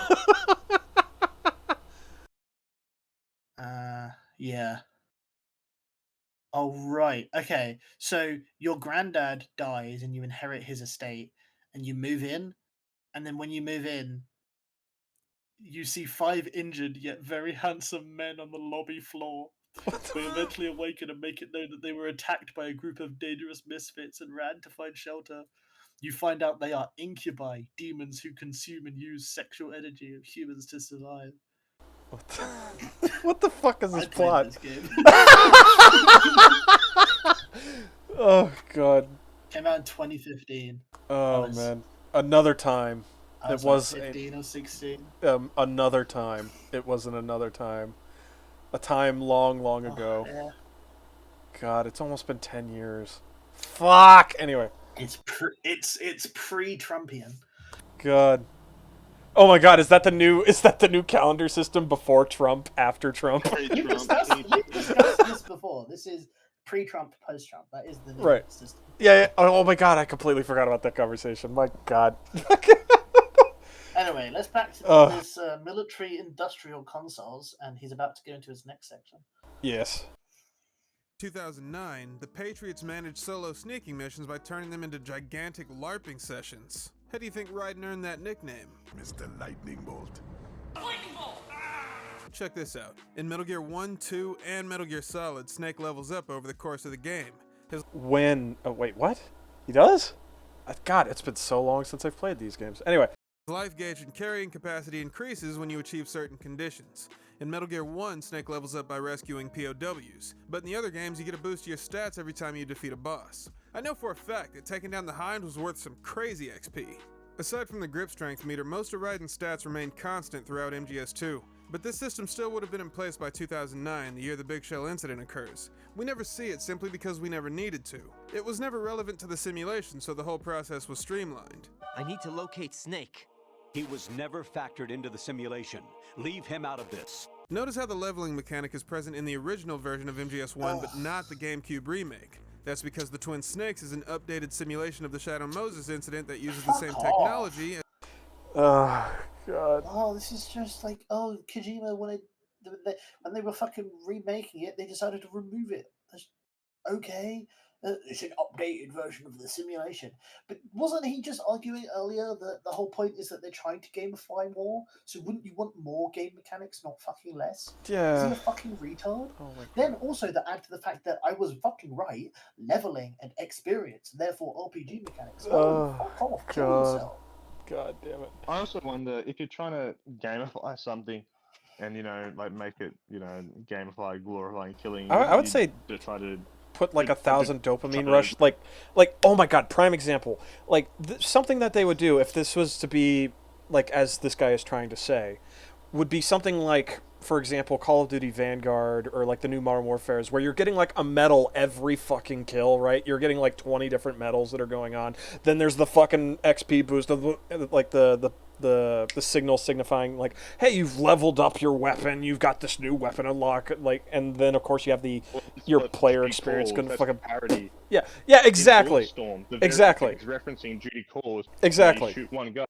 You level up, you're master sergeant, shooter, lieutenant guy. Exactly. Exactly. Exactly. The game he's referencing. Yeah, you would be dopamine frying people. I also want to point out that I'm pretty sure in the plot of Metal Gear Solid 2, you're being gaslit by the fucking AI. You end up beating the AI at the end of the fucking game. Yeah. Spoilers, yes. Like, it's a fucking old game. Yeah. You've also got the fact, like, yes, that game very much is Kojima fucking wanking his own little cock about, I'm going to make a video game, and the video game is going to reference the fact it's a video game almost as much as it possibly can. Yep. Without anything of substance. You've even got, like, there's a specific mission where it says, like, fission mailed instead of mission failed. And so like, Raiden walks into a room, falls down dead. It does the mission failed screen, but instead it zooms down to fission mailed instead of mission failed. You're meant to have noticed that it says fission mailed instead of mission failed, and you then have to fight using the little screen in the mission failed screen until it goes away, because the AI is like fucking taking advantage of the fact that it's a video game or whatever the fuck. But the whole point is you beat the fucking AI, so anything that AI really says can't be taken as true because they are the antagonists and are shown to be fucking wrong in terms of their predictive capabilities because they can't predict the prevention of their own fucking failure. Yep. I would just wonder if the point is that this is trying to, like, I don't know, incubate, like, you know, not caring or making people think this is real, or, you know, training people, wouldn't you downplay the reality that it's a simulation? Like, I don't know that you would say it's a simulation. This is a simulation. This is a game. I think that it depends on your specific goal, because you could yeah, I'm just not sure. You could play up the fact that it's a game to desensitize, or you could play down the fact that it's a game to try and lie to people. Well, no, to lie to people. Yeah, I'm throwing that out as a question. This isn't a game. This isn't a game. This is as realistic as we can make it, and then you make it fun to the person then going into war. They're going to expect the fun. I wouldn't see how helpful that is, because once they realize it's not fun, they're not going to perform very well. Yeah, I feel like it would backfire. It's also true where you like, listen, look how fun war can be.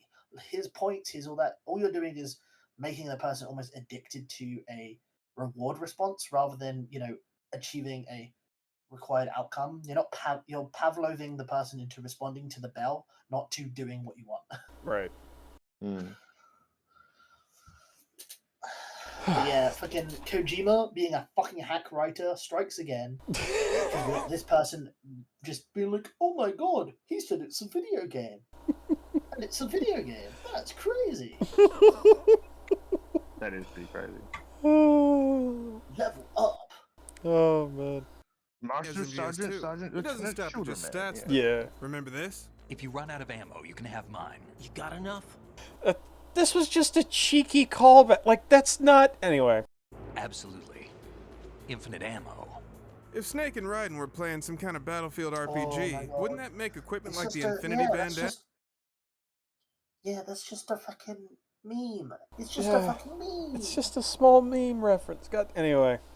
Because if it was a well-written story and the fucking bandana actually gave you infinite ammo, Raiden would just put it on to have infinite fucking ammo. Yeah. Because he wants to achieve his goal.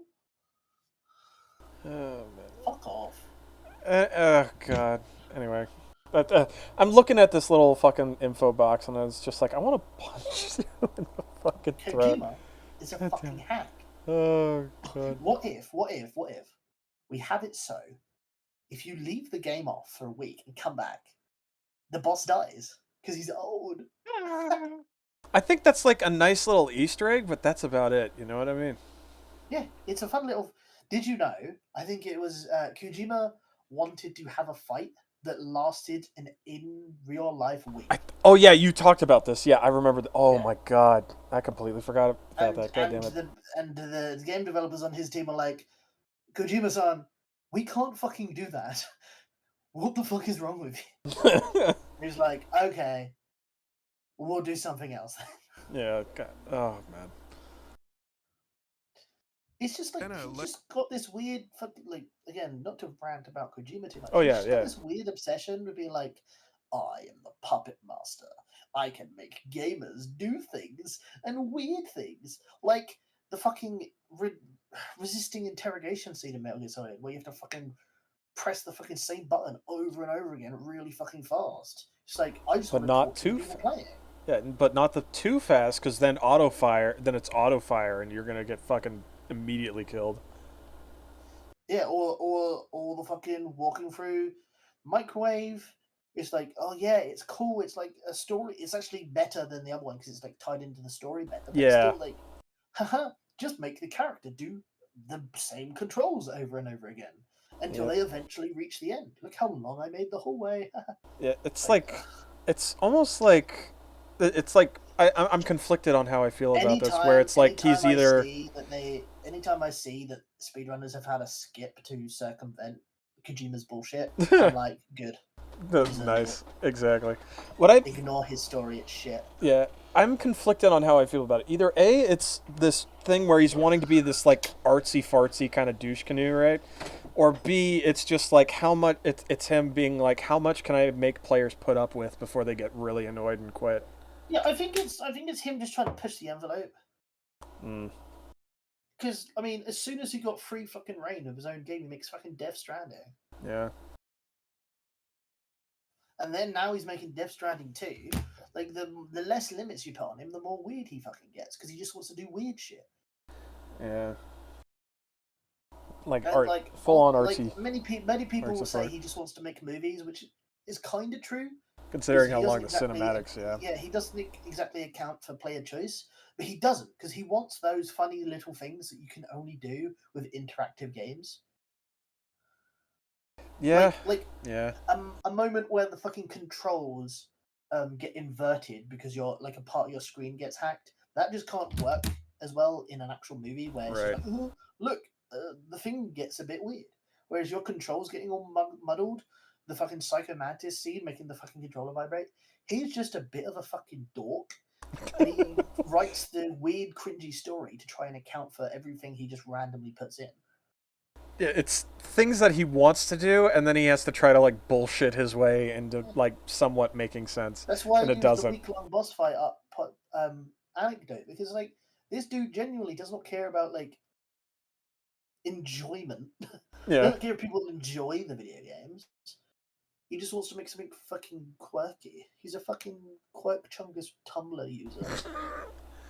Oh god. That's not wholesome, Big Chungus. How dare you? You're gonna lose Reddit karma. It's not wholesome, Chungus. I'll just come out as trans on r/teenagers and get all my karma.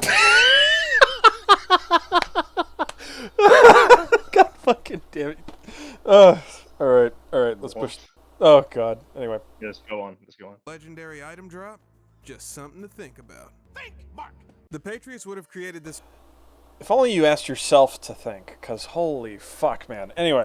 RPG system after Big Boss resumed command of Foxhound in the early 90s. Nanotechnology didn't exist until after the year 2000 though, so Solid Snake's first 2 Foxhound missions would have had a primitive version of this Patriots game in place. With the rise of PMCs and the establishment of the war economy, the Patriots re-evaluated their approach to managing field agents. They determined that a role-playing game was no longer the most effective way to go about things. By implementing Sons of the Patriots, they began to control the battlefield with a system that mimicked real-time strategy games instead. So it makes sense that at certain points in the timeline, Metal Gear... Okay, first of all, he brought up the original Metal Gear and Metal Gear 2. Did you know that the main character of Metal Gear Solid 5 is the way he is just specifically justify the fact that you kill Big Boss twice? Yep. Because Kojima's a fucking hack writer, and he's like, oh, Big Boss is back for the second game?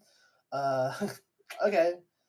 Who cares? And then eventually, no, he cares. He really cared. Cared so much that he was going to make the fucking Metal Gear Solid 5 all about why there's 2 Big Bosses.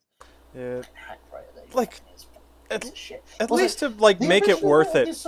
At least to make it worth it, right? And Metal Gear 2. Yeah. And then Metal Gear Solid. Oh, fucking RPG games. Yeah. It's just because they have level ups doesn't mean it's a fucking RPG game. Yep. Call of Duty is not a fucking RPG just because it has level ups. Yep. You fucking retard. Yep. And no, turning it into a more fucking real time strategy game.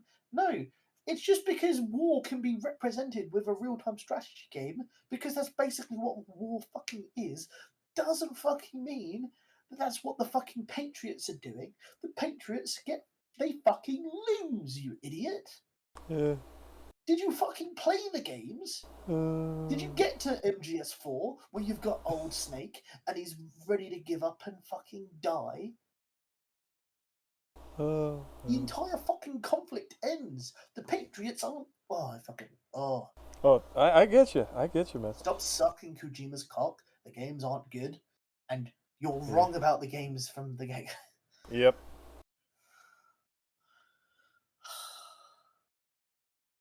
Let's continue. Yep. Really is a sort of role-playing game, just like Colonel says. What the fuck? Anyway. All in the name of control. Left control. Remote control. Clean and clear and under control. The idea that the Patriots turned combat missions into games has gigantic ramifications on the entire series. Take a look at this. Whenever Snake or Raiden is given a mission by their commanding officer, that mission is given an official designation. In the original Metal Gear, for example, the mission was called Operation Intrude in 313. Naked Snake's mission in MGS3 was called Operation Snake Eater. In most of the Metal Gear Solid games, though, when we're not told the name of the mission, there's still an official way of referring to those events in newspapers and stuff. You got the Shadow Moses incident in 2005, the Big Shell incident in 2009, and Liquid Ocelot's insurrection in 2014. Alright, you with me so far? No. All the missions. You know what? That's one of the few times where you edit in something that actually makes sense. Cause what the fuck? Anyway, but he's just referring to the fact that Kojima's a hack writer and like, oh, look how complicated the series is. It's like, no. No, in this case, I'm taking it slightly out of context. Are you following with me so far with saying that MGS is an RPG? No. It's just like, haha, did you know that Kojima, he planned all of this. This was all planned from the get-go. When he made Metal Gear Solid, when he made Metal Gear 1, and he had to make it a stealth game because it wouldn't, he just couldn't code the game to have actual mechanics. He was incompetent, and so he had to make it a stealth game because of the hardware. He actually planned that. He planned for the hardware to be shit. Oh, I thought that little anecdote as to why "quote unquote" Kojima invented stealth games, even though he didn't, because stealth games came before his game did. Yeah. I always heard that it was a thing where it was like, there's a lot of other games where there's a lot of action going on, and so this was to be a different approach. That's what I heard. I did not hear that it was like, so it's because we can't figure it out. Yeah, during the development of the original Metal Gear, having more enemies on the screen wouldn't work, so he reduced the number of enemies and made it a stealth game. Okay, yeah. That's why it's a stealth game. Oh, okay, right, And, okay. It's also not the first game to feature stealth, so fuck you, Kojima fans. He didn't make stealth games. Ninja Gaiden existed before that. Fucking kill yourself. Yeah.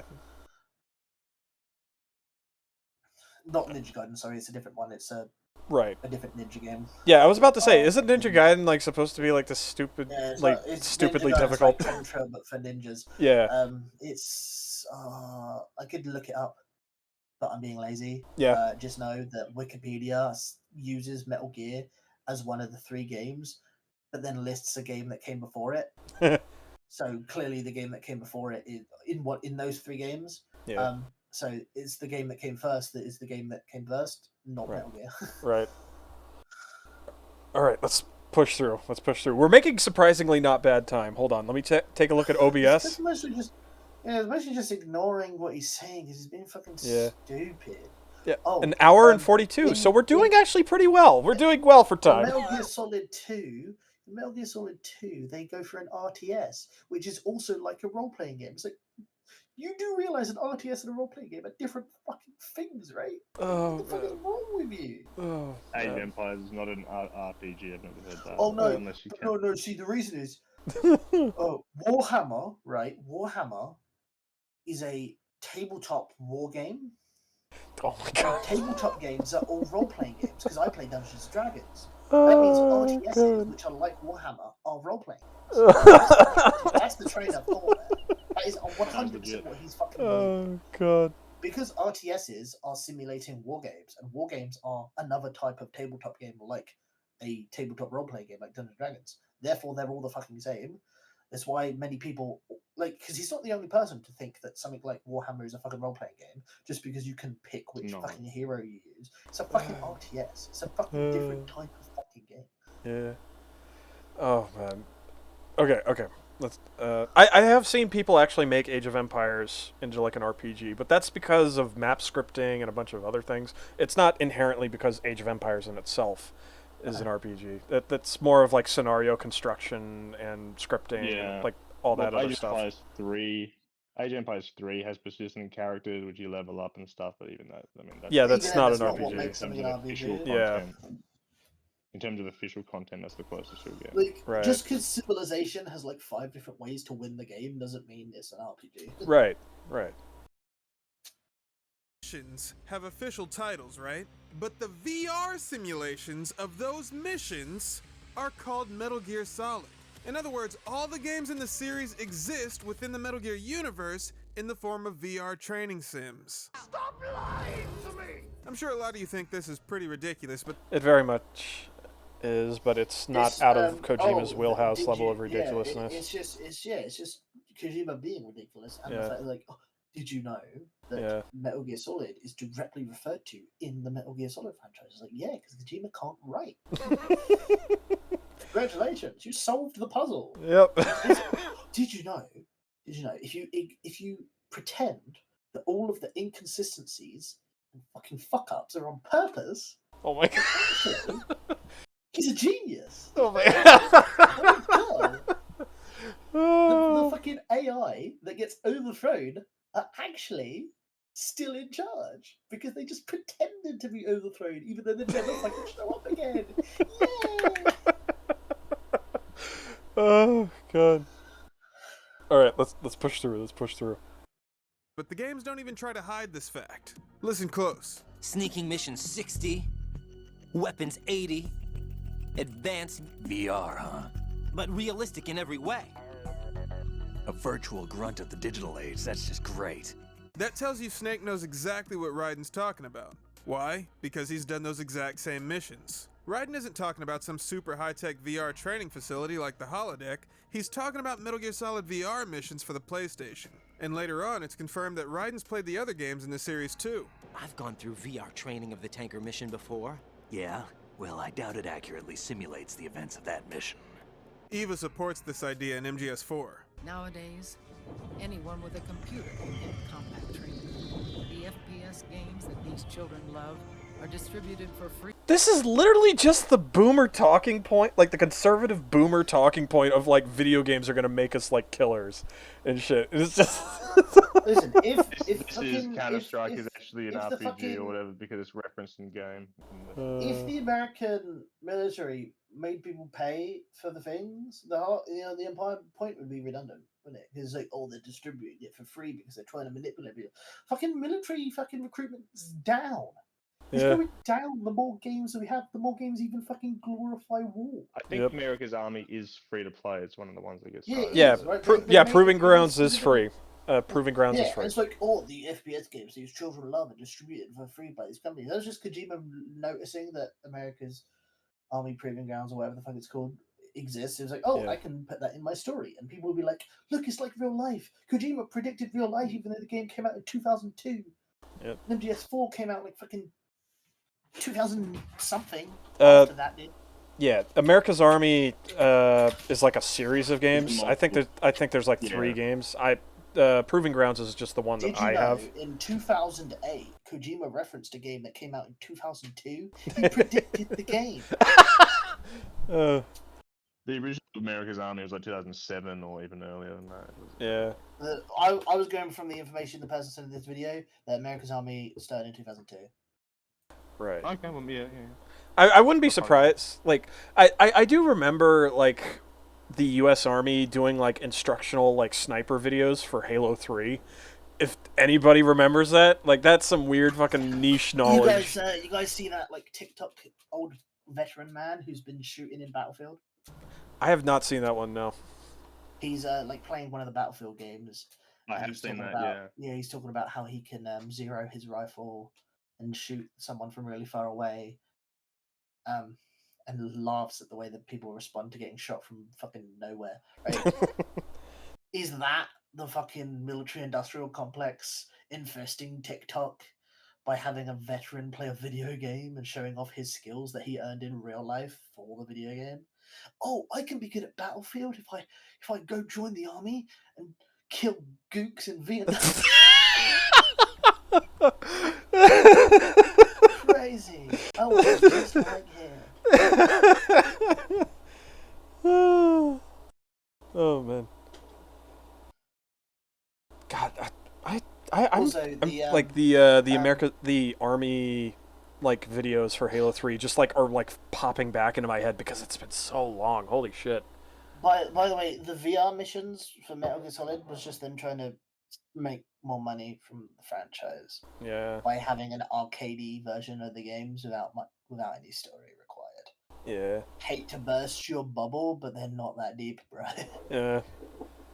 And I played the VR games. Yeah, that's just Kojima referencing the fact that a game exists. Congratulations. Or shit, yeah. Also, what he's saying is, look at the VR missions, which are clearly VR games. They are the same as the games we're playing because Raiden played a VR mission game of what Snake did on the first the previous game, yeah.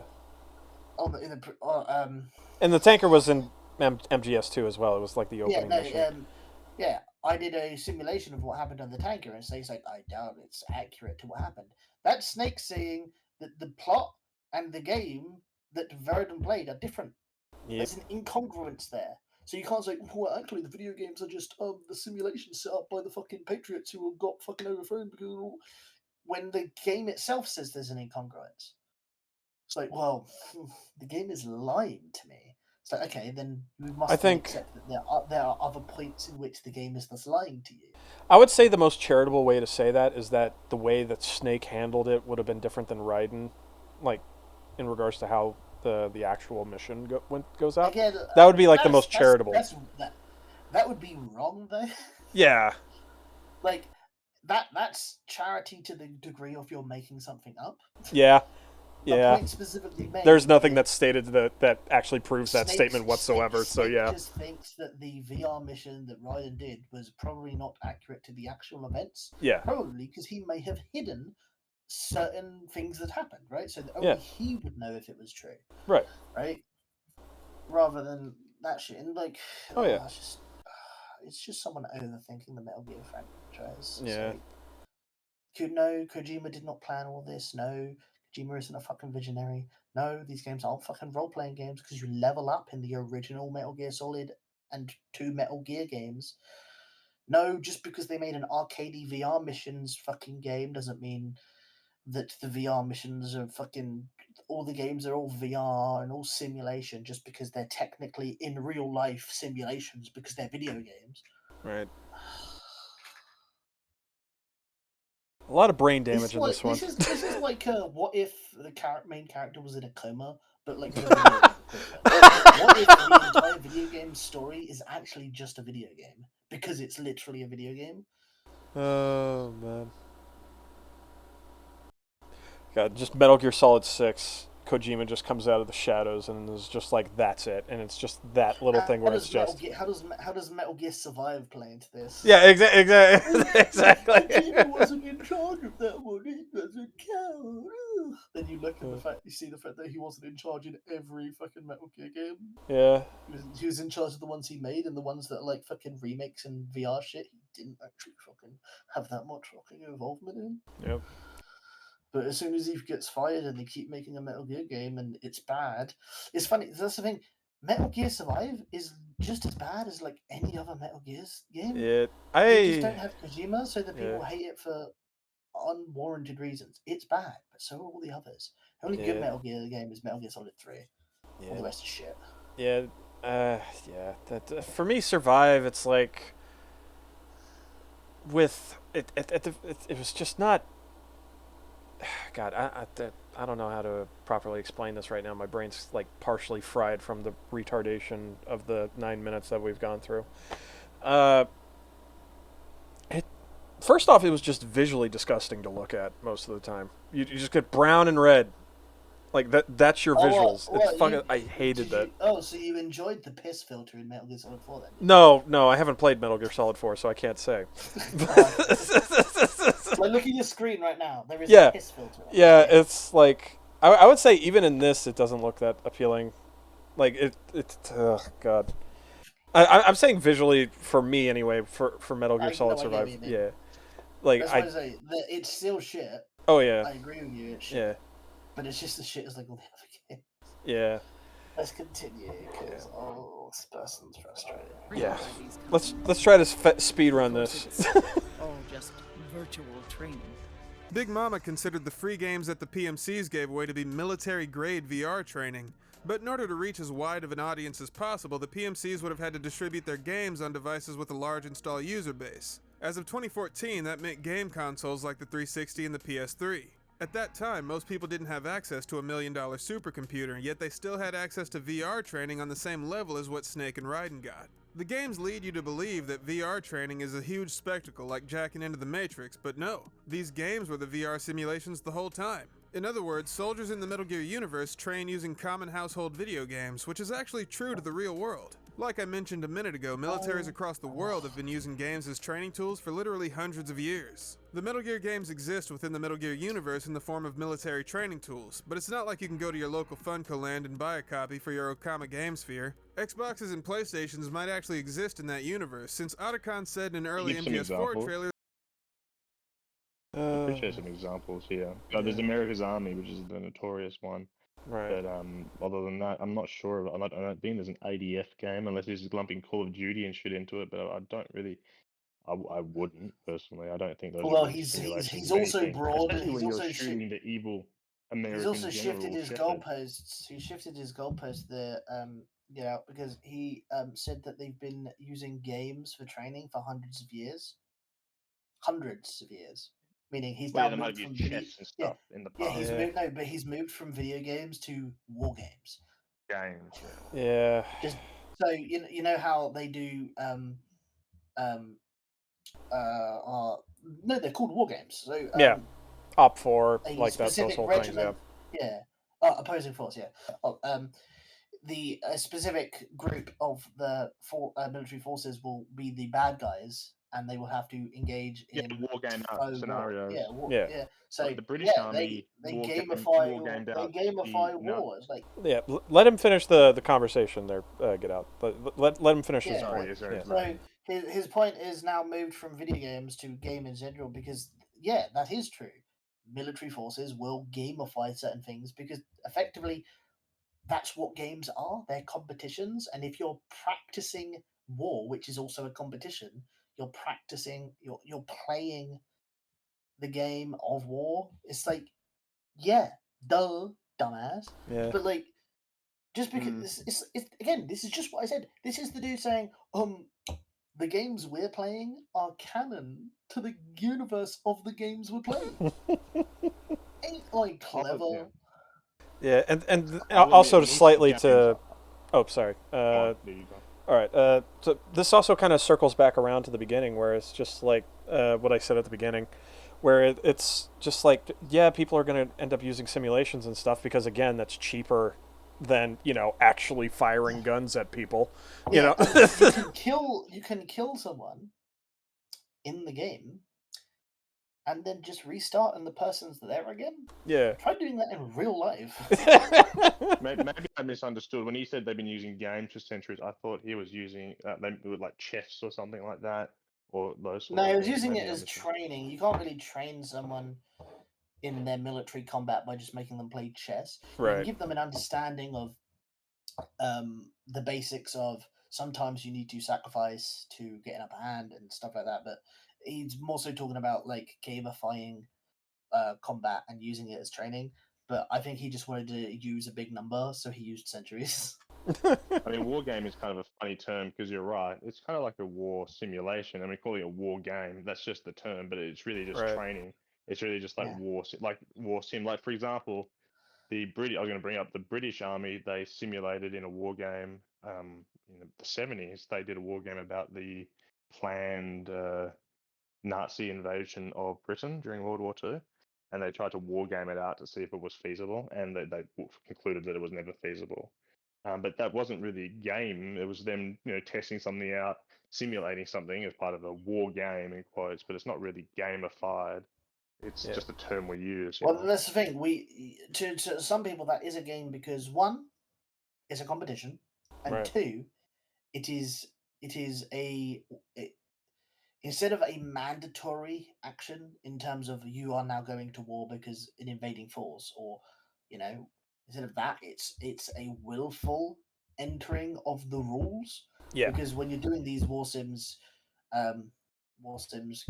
whatever, you've got rules you have to partake in, like no live fire.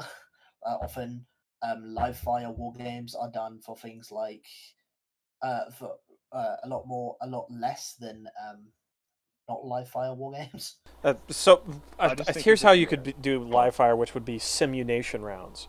That would be something which for all intents and purposes, it's paintballs, but you put them into ammunition, and so you're not getting hit with like copper and lead. You're getting hit with like painful paintballs, basically, for all intents and purposes. And they do that. So even then, they do that. Simulation is in military, yeah. Yeah, that type of live fire is different from actual bullets, right? And so, effectively, you are playing with certain rules turned on, which is effectively what a game is. If you're just kicking a ball about, right? You're not playing a game. As soon as you start putting down, this is the area of play. These are the sides. These are what you can do. These are what you can't do. You are making a game, and that is what these simulations are. You're not. Yes, we are simulating war. No, you're not allowed to pretend rape the enemy. Yeah, you're not allowed to, shoot your allies because you think it's funny. Yeah. I would just want to point to that the gamification of a war game is very different to the gamification of Bulletstorm that he would have brought up at the very beginning. Yeah, absolutely. He's just putting them all under the same umbrella, which is probably why he thinks that these games are RPGs, because he puts them all under the same umbrella. Fucking level up. You're right. Oh god. And again, all to make the point that he wants to do the clever discovery that, did you know that the Metal Gear Solid games are video games? I don't know if you knew this. You know war bad. If you go pick up your Metal Gear Solid game, did you know on the side of it says the console it's made for? That's because it's a console game. Oh, god damn it. Alright. Let's get this fucking thing through. We're doing record time, so we can take pride in that in this episode. That the Mark II runs on a cell processor, which is why it's a piece of shit. It's pride and accomplishment if you want to use EA's terms. Oh god. I was referencing that one Twitch streamer who was like, "What is taking pride? What does it mean to take pride in your work? What is taking pride mean?" You didn't get it. Yeah, I did not get it. I do not know the reference. My apologies. It was the Hassan Wars of FIFA. Oh man! All right. Metal Gear Sims aren't commercially available products. They're proprietary military software. It just so happens that those Sims were created to be used on easy-to-acquire consumer electronics. This actually mirrors the real world in a lot of ways. In the past couple decades, the US military has used all kinds of simulators that weren't available to the general public. Sometimes, though, a simulator that was intended for military use will be converted into a product for civilian consumption. Full Spectrum Warrior started out as a training tool, but it later got retooled for public release shortly after. The console version has a cool Easter egg where you can put in a cheat code to unlock the original training sim designed for the Army. On the other hand, simulators like Okay, that actually is kind of cool. But that's not related to his point. It's a cool little thing, but something I could have read on Wikipedia. Yeah, exactly. I exactly. Virtual Battlespace are only available for military personnel. It's cool though, because Bohemia Interactive, the developers of Virtual Battlespace, are also the guys who make the popular Arma series. So you're saying that VR training is some kind of mind control? Sons of Liberty and Guns of the Patriots were trying to deliver a little social commentary with this little tidbit. The idea was that people shouldn't spend too much time playing video games because virtual reality prevents you from distinguishing between fact and fiction. The more time you spend playing, the more aspects of that game start to bleed into the real world. And when you try to solve your real-life problems... Games cause violence. He's yep. Just made the point. There it is. Boomer take. Metal Gear Solid 2 and Metal Gear Solid 4 are wrong. about that. By the way, Mister, I want to make a military video game, trying to tell me how playing military video games are bad. The person who wants it's like, oh yeah, your game is totally gonna make money or make people want to play it by saying, did you know you shouldn't be playing military video games? Oh no, it's gonna be It's gonna be like another Spec Ops: The Line where it just actively hates the player the entire campaign. It's like if Kojima actually believed what he was saying in Metal Gear Solid 2, we wouldn't have Metal Gear Solid 3 and 4. Yep. Or we would, but they wouldn't be the same fucking games. Kojima would have left and not made them, and they would have just been made by fucking Konami themselves. Yeah. But no, Kojima's just a fucking hack. He read something he saw like online or in a movie. Was like, I want to regurgitate this in my video game. I can make a funny little philosophical statement that I don't fucking stand by. Nothing against that, but I'm tired of people fucking hyping up as this big, like, it was social commentary.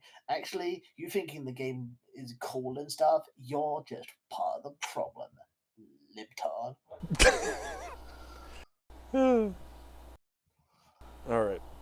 Way you would in a video game, that's when you paint yourself blue and start snatching rings off the fingers of helpless newlyweds. What? He's just referencing some like fucking video game joke. He's just referencing some fucking secret camera show he saw. That's it. Oh, okay. Yeah. Just. That's when you paint yourself blue and start snatching rings. I've seen it happen. ABC's, okay, it ain't pretty. I'm so fast, you couldn't even comprehend how fast I am. Oh right, he's making a fucking stupid Sonic joke. That's what he was making. Yeah, okay. Yeah, so the commentary is actually pretty stupid, but honestly, it's people like me who played the hell out of these games who are the real clowns. Here's a series. Oh, first like real thing he said, bro. Oh my god. Yo, dude doesn't like Spec Ops: The Line. Right, turn the game console off right now. See, the point about this is obviously, yes, the AI wants you to not win. You are a player controlling Raiden. Right. So if the game tells you to turn off the console, the AI quote-unquote win in the story. Right. That's just Kojima being really shit at breaking the fourth wall. Yeah. Where every single entry is telling you directly to your face, hey, maybe you shouldn't be playing this, but nobody fucking listens. Anyway, an interesting thing about the idea that the Metal Gear games are all VR training sims is that the parameters of the simulation change depending on the technology that's available at the time.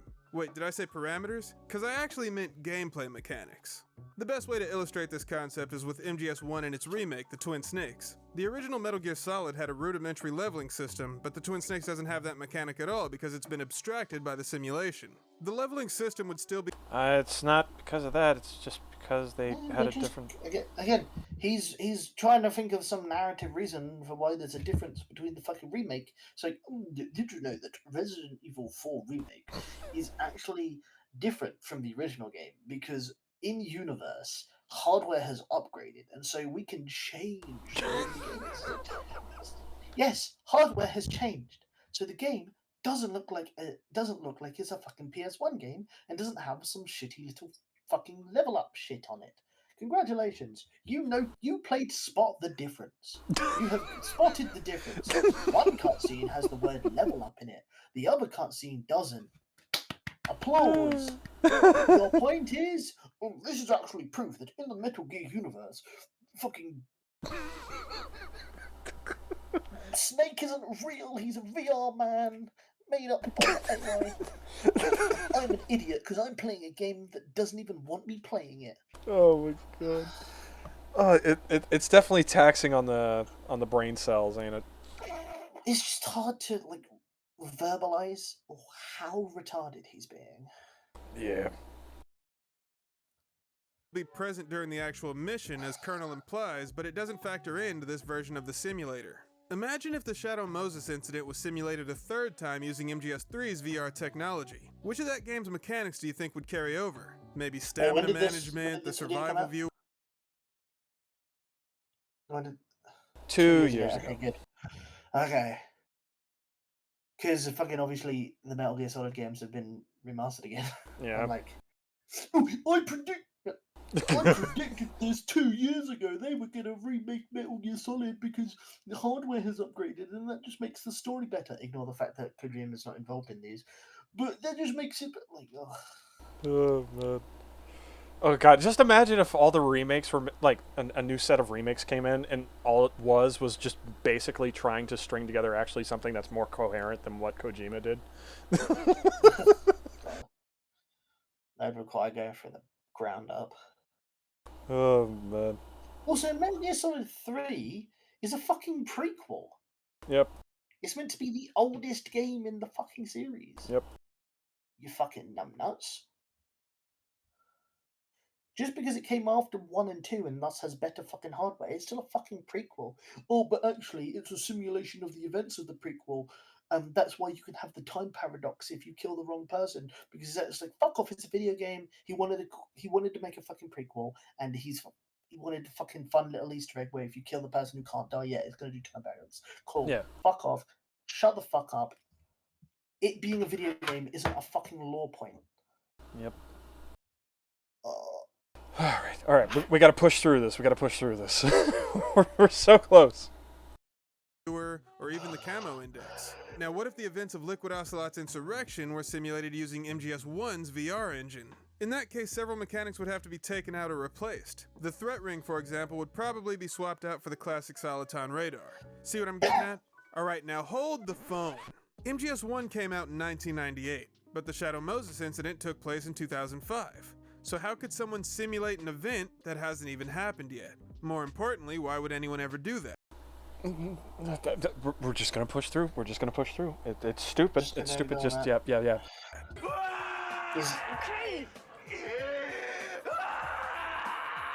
Again, within the Metal Gear universe, the Metal Gear simulations wouldn't be released to the public. At the time the simulations were initially available, only people with super high security clearance would have had access to them. And since the Shadow Moses simulation was available in 1998 at the latest, that means the simulator was somehow released 7 years before the mission actually took place. If it's still hard to see why this is such a big deal, let me break it down for you. The entire point behind running a simulation in the first place is to practice for the real deal. Or maybe you're trying to rehearse certain events so everything goes according to plan.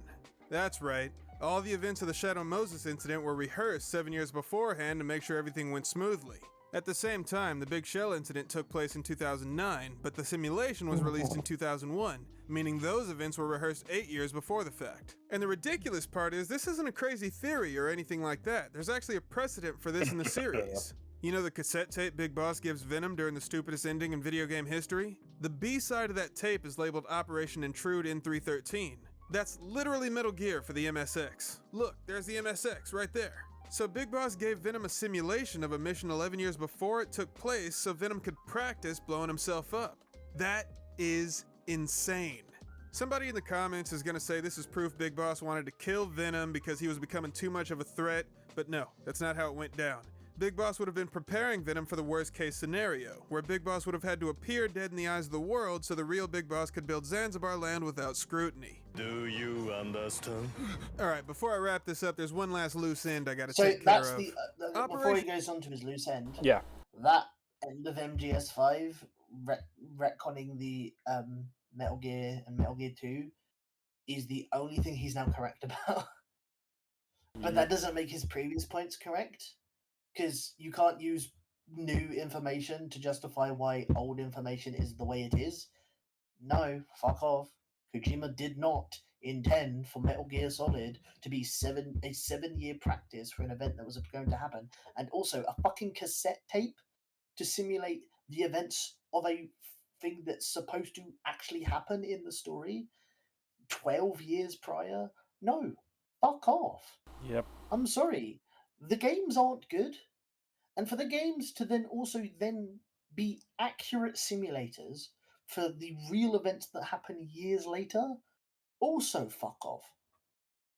Oh, do you mean to tell me that in real life there is a glitch where if you drop a canteen on a floor, you clip through a door and sequence break the entire game? Okay, here's the only precipice like in regards to reality. Like for example, what is it? Oh my god. It's the event that the SAS are particularly known for. My mind's running a blank right now. The embassy. the embassy raid. Like, obviously there is a simulation in regards to that, but to practice and rehearse. But you're talking about years ahead. Years ahead of, like, Also, when that's going to... like, as if everything is going to go perfectly like that. If the simulation released in 1998, 7 years before the actual events, why didn't Liquid look at the simulation? Why didn't they just stop it from happening in the first place if they knew it was going to happen 7 years ahead? But no, why did Liquid, right, not take this simulation that's public for everyone, because we have access to it, the fucking normie people in real life? Yeah. Why didn't Liquid, open up his PlayStation 1, put in the simulation of the raid on his home base, and see what the governments were planning? Oh, it's because this is a post hoc explanation from Metal Gear Solid 5 that doesn't actually even apply to this position. It only applies to, you have proved yourself to be a good replacement Big Boss. I need to be alive to make Outer Heaven, Zanzibar Land, sorry. Yeah. So you need to go to this one place and die. Yeah. Okay, cool, bro. Cool. That's it. Kojima referencing the original games by also showing you the device they were on is just that. It's a reference because he's shoring up a major fucking plot hole that was in the second fucking game he made. The second game he made, it had a major plot hole that it took the fucking fifth game in the mainline series to fucking fix that plot hole. And it's not even fixed, it's just major fucking copium. And to top it off, he's not even, he's still alive after the second game, because he shows up in the fourth to die at the graveyard. Doesn't he do that? Or is that a completely different person that looks exactly like Snake? Just like a really old Snake. You know what I'm talking about? Metal Gear Solid 4 is Solid Snake. Metal Gear Solid 1 is Solid Snake. Metal Gear is Big Boss. He is killed by Solid Snake. In Metal Gear 2 is also Big Boss. He is killed by Solid Snake. In Metal Gear 1, he blows himself up. In Metal Gear 2, I think you set him on fire. Right. So he dies at the end of Metal Gear Solid 2. Not Metal Gear 2, not Metal Gear Solid 2. Metal Gear 2. Right. But he also died in Metal Gear 1. And so in Metal Gear Solid 5, you get Venom Snake, aka Punish Snake, who is a person who has been brainwashed into believing he is Big Boss, aka Naked Snake, because Naked Snake is the guy from Metal Gear Solid 3. Right, yeah. And he calls himself Big Boss because Boss was the woman in Metal Gear Solid 3 who has this whole idea of, war's kind of bad, and then she dies because she was a triple agent. Right. And so so both Naked Snake and Ocelot have, and I think someone else, have different ideas on what she meant by war bad. Big Boss goes through the process of les enfants miserables, which the terrible children, which is les enfants terribles, I think, which is cloning himself. One with recessive genes, one with dominant genes, one with the perfect balance of genes. That's Solid, Liquid, and Solidus. Solidus is the antagonist of Metal Gear Solid 2. Yes. Metal Gear Solid 4, obviously the antagonist is Ocelot, pretending to be Liquid Snake, and Liquid is the antagonist of Metal Gear Solid 1. You fight him on top of the Metal Gear. Right. No, what I'm talking about is, there's that ending cinematic at the end of Metal Gear Solid 4 where he's talking to another him, and he, ends up dying, and they end up, having a cigarette, lighting a cigar at the very end. You know what I'm talking about? I know I'm being a bit scatterbrained, but yeah. You know who I'm talking, what scene I'm talking about, right? You're free from it now. You don't have to go and be a war dog anymore, or something along the lines of that. It's been so long since I've seen that scene. He ends up dying at that point, while the Snake that you were playing as continues to live on. And he was, and the Snake that you were playing as originally was going to kill himself.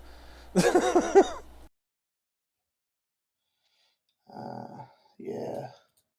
Yeah, it's coming back in bits and pieces for me. Yeah. So Solid Snake meets Big Boss. Yeah. So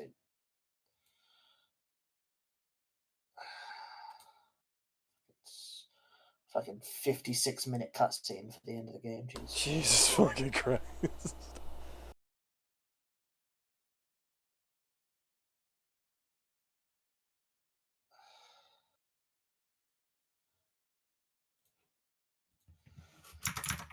Yeah, he did survive 2, even though, again, you kill him in both of them, because fucking Kojima's a fucking hack. You could have just said that he somehow bullshitted his way out, like, you know what I mean? But I get it. Anyway. Well, it's hard, because he literally blows himself up in one of them. Yeah, well, yeah, so, yeah. It was another guy that was, that had surgery to make him look like that. Yeah, you got Metal Gear Snake's Revenge, Metal Gear 2 Solid Snake. So, like Snake's Revenge, Big Boss returns as the main villain in the canonical sequel Metal Gear 2 Solid Snake. His appearance in the original MSX2 version was modelled after Scott. Very rare, and then he blows himself up. Then Metal Gear Solid, it is first revealed that Big Boss is the father of Solid Snake in this game, and then you go to fucking... You skip this section, then you got Metal Gear Ghost Babel, Metal Gear Solid 2, he's in Metal Gear Solid 3, or like there, because obviously that's his main story. Right. Then there's Subsistence, there's Portable Ops, then there's Smash Brawl. So the one that appears in Smash Brawl is Solid Snake, but Big Boss appears as a trophy and a sticker. Then there's a book. Then in 4, he comes back, obviously, like you said. Right. He has a gravestone, but obviously he's not dead, because, you know. Right.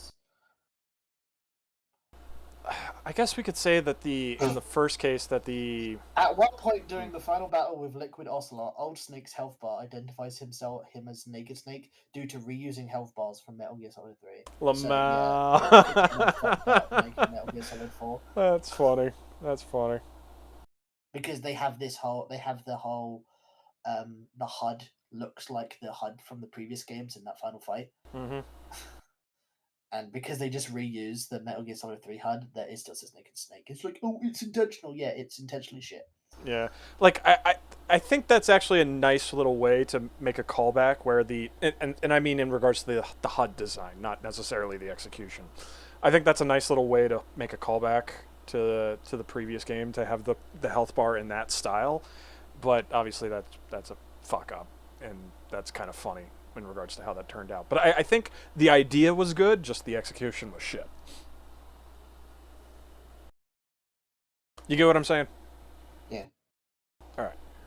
I'll have to keep that in mind. That is actually like an inventive way of, like, I'm just thinking of using that in a way that isn't shit. Anyway. Yeah, you need multiple games there. Yeah, that is absolutely the problem. And, no, we can't all be as lucky as the hack that is Hideo Kojima. Yep, that is true. That is true. All right, let's push on. We're near the end. Snake Eater took place in 1964, but the game didn't come out in our universe until 2004. So why would you ever want to simulate a mission 40 years after it happened? The Game Theorist did a video a while back that gives a good reason for this, so go check it out if you want. Oh, God. But in addition to their explanation, Otacon reveals in MGS4 that the Pentagon declassified Big Boss's file in early 2014. All of a sudden, his story is the stuff of pop culture. Books, magazines, the net. Aside from magazines and books, Big Boss's missions just would reminded. So in the Twin Snakes remake of Metal Gear Solid 1, they, I think, remove or change Otacon's reference to changing the disc in Oh, you were looking that up again. Shadow Moses. Now I was just reminded because I just saw Otacon. In Metal Gear Solid 4, you go back to Shadow Moses. Right. At one point in the story. Yeah, and at the point where you would usually change disc, I know that specifically then Otacon references it. Okay. And specifically talks about the PlayStation 3. Yeah. Because I remembered him bringing up the PlayStation 3, and I was like, well, that's probably why. Yeah. So yeah, it was Metal Gear Solid 4 where they referenced the fact that you had to change discs back in the day. Right. Okay. Oh god, and then there's also the Easter egg. If you look down from like the top view, he's like, just like old times, huh? Like or something like that. I forget. In that, it's that particular level where you're able to do that, like look down from like the sky view, like how you're normally able to in MGS1. And he just like makes off-comment remark. I just remembered that. Wow, that is... Jesus. Anyway, let's move on.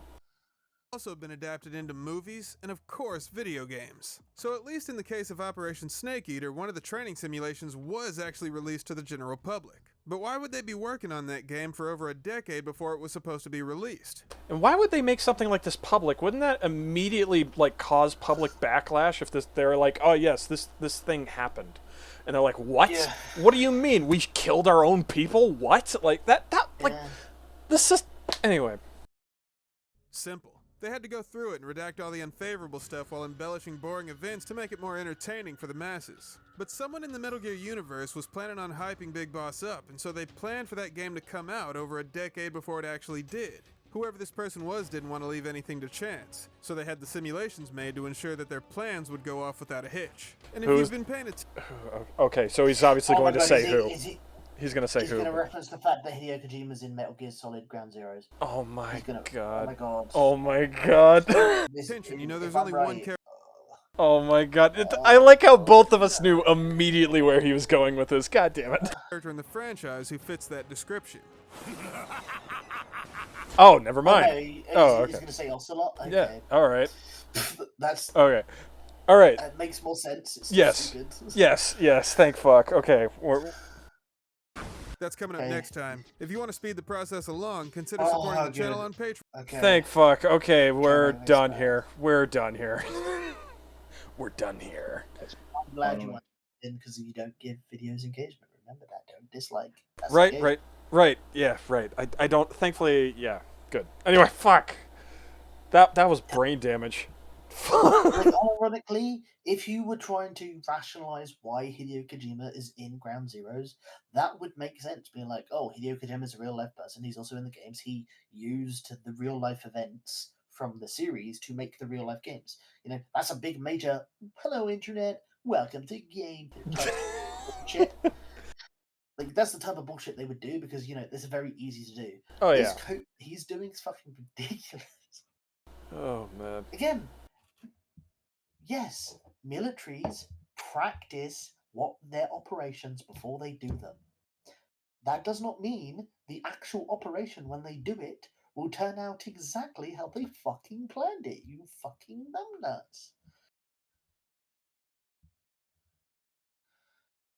Like, again, I go back to why did Liquid not download fucking get a PlayStation 1 and play Metal Gear Solid and figure out, oh, they know the exact layout of my entire island, I've stationed all of my soldiers. Oh, this one guy's incompetent. I should fire him. He lets Snake get out of the fucking cell because he can't tell the difference between ketchup and blood. What a fucking idiot! Fired. Oh god. So Get Out, you've been relatively quiet. How are you?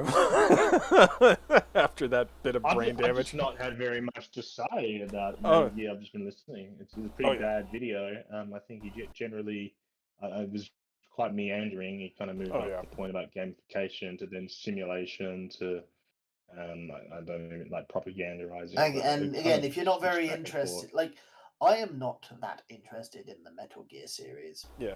If that wasn't obvious by this point. Right. But I still have enough information about the Metal Gear series to be able to refute the fucking things he's saying. Yep. Even though I had the fucking gap in knowledge that I forgot that fucking Big Boss was in MGS4 because it's fucking irrelevant that he was in MGS4 because he like I'm reading his fucking fandom wiki right now, right? Yeah. He shows up to basically die in that. During the fight with Big Boss in Metal Gear 2, George Kessler will mention a rumor that Big Boss lost his right eye in Outer Heaven, along with his hands, feet, and right ear, before he was reconstructed as a cyborg into the Snatcher Project, referring to an earlier work by Hideo Kojima. So yeah, like, Kojima already had an explanation as to why Big Boss is back. They reconstructed him. Yeah. It's shit, but yeah, there you go, there's the explanation. It's like, actually, Kessler was wrong. Kaz was wrong. It was actually a person with reconstructive surgery that could not have happened at the time, with brainwashing techniques that could not have happened at the time, yep. using technology that did not exist at the time, yep. to impersonate a person by blowing himself up. Yep. All because Hideo Kojima is a dogshit writer and game developer. Oh man. And what's funny as well, MGS5, from what I recall, doesn't exist because Hideo Kojima wanted to make it. It was because Konami was like, make another Metal Gear Solid game. Yeah. And he was like, I don't really want to, and he was wasting time, wasting money. That's why they forced him to get it out sooner than it was ready, because they were eventually got him to start making the game, and it was like, we want it out now. It's like, okay. So the whole Venom Snake was Big Boss all along is post hoc, because to Kojima, the series was ended with Metal Gear Solid 4. Right. He had no more story to tell, and he was like, okay, I'll write a new story. Which is why fucking Psycho Mantis is in Metal Gear Solid 5, even though Psycho Mantis does not belong in Metal Gear Solid 5. That's fucking stupid. And if I'm remembering correctly, isn't it like Psycho Mantis just like a gas mask girl for some reason? A little kid wearing a gas mask floating around. So the first scene you do in Metal Gear Solid 5 is you wake up as Venom Snake, obviously, not realizing you're Venom Snake. Right. Even though most the big Ultra fans, like I said, realized he wasn't Snake before the game even began. The people that don't really care that much were like, "Oh, I'm playing Snake, cool." Yeah. Why did they make me make a custom character? That's weird. Yeah. Like that's how I ended up playing MGS5, because it was one of those games that was like free for gold on Xbox, right? So went in completely blind, and that was my approach, where it's like, oh, that's cool. You're able to do your own character. I guess I'll see him in the, because I saw like later on like the whole mother base setup, right? So I'm thinking, oh, so he's probably just going to be like an NPC in the mother base, which hey, that's kind of cool. And then completely forgot about it until the end, and it's like, oh yeah. So yeah, you're crawling through whilst they're gunning down a fucking hospital, and it's set on fire, and there comes little gas mask Psycho Mantis floating through the air. Yep. And then there's another dude there at the time. The fire guy. Man. Yeah. Yeah. It's like, oh god. That's a side note. The whole thing of taking him out with a water gun, with a water pistol, he's too hot for a water pistol to just be like, because he would die from rain. Yeah, I think the flashpoint of water, he would be as hot as it would immediately just turn it to gas. Yeah. Like, you'd have to get, like, a fire hose or something, so then you could get, like, volume. At least turn into fucking water vapor or something. Yeah. Which isn't exactly the same as steam. Yeah.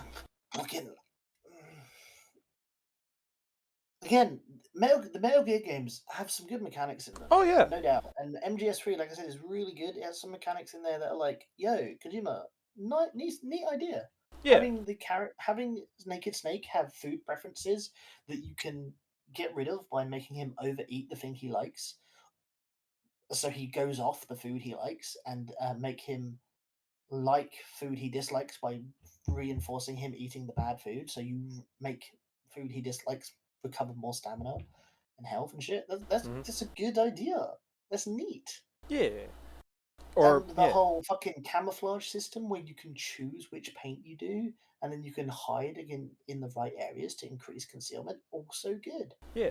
Then ruining that in Metal Gear Solid 4 by making it automatic. Yeah. Congratulations, you fucked up. You removed any strategy from the fucking game. Yeah, or like the small thing with MGS5, the little mechanic that I like, where they can they adapt to how you approach the situation. So if your gun's blazing, they'll armor up. If you're getting a lot of headshots, they'll make armor. They'll have armored helmets, which makes it, if you're trying to at least try to go the stealth route, like, it makes it more difficult, because then you have to hit a finer, a smaller window to get the headshot still. I think MGS3 was the one that did it. I think technically all of the MGSs technically did this, but MGS3 did this to a greater degree. If you shoot them in the foot with a trank dart, it takes a little bit longer to track them than shooting them in the head or the heart. Right. Because the blood flow meme. Yeah. So, like, these are neat little simulation ideas. It's yeah. Like, oh my god, they're simulations. That means it's a VR game. That means fucking what's-his-face game is actually correct. Like, no, dude wants to make funny little game mechanics in his shitty stories. So like I said, he doesn't want to make...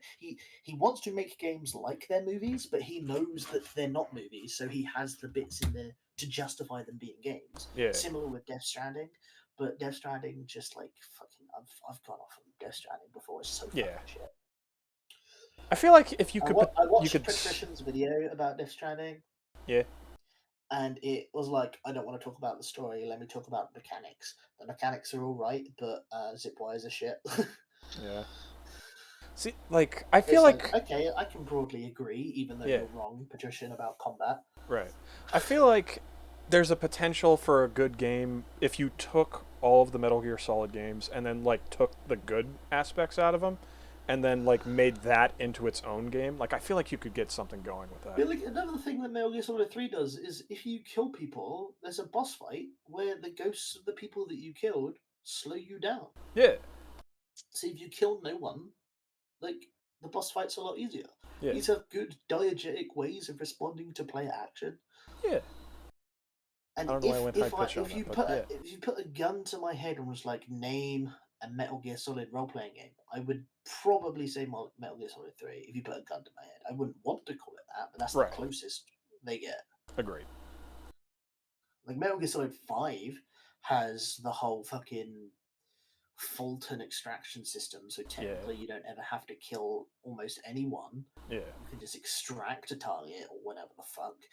But like, there was something inherent started about MGS5. Yeah, it's definitely not realistic and it's incredibly stupid, but there's just something somewhat fun.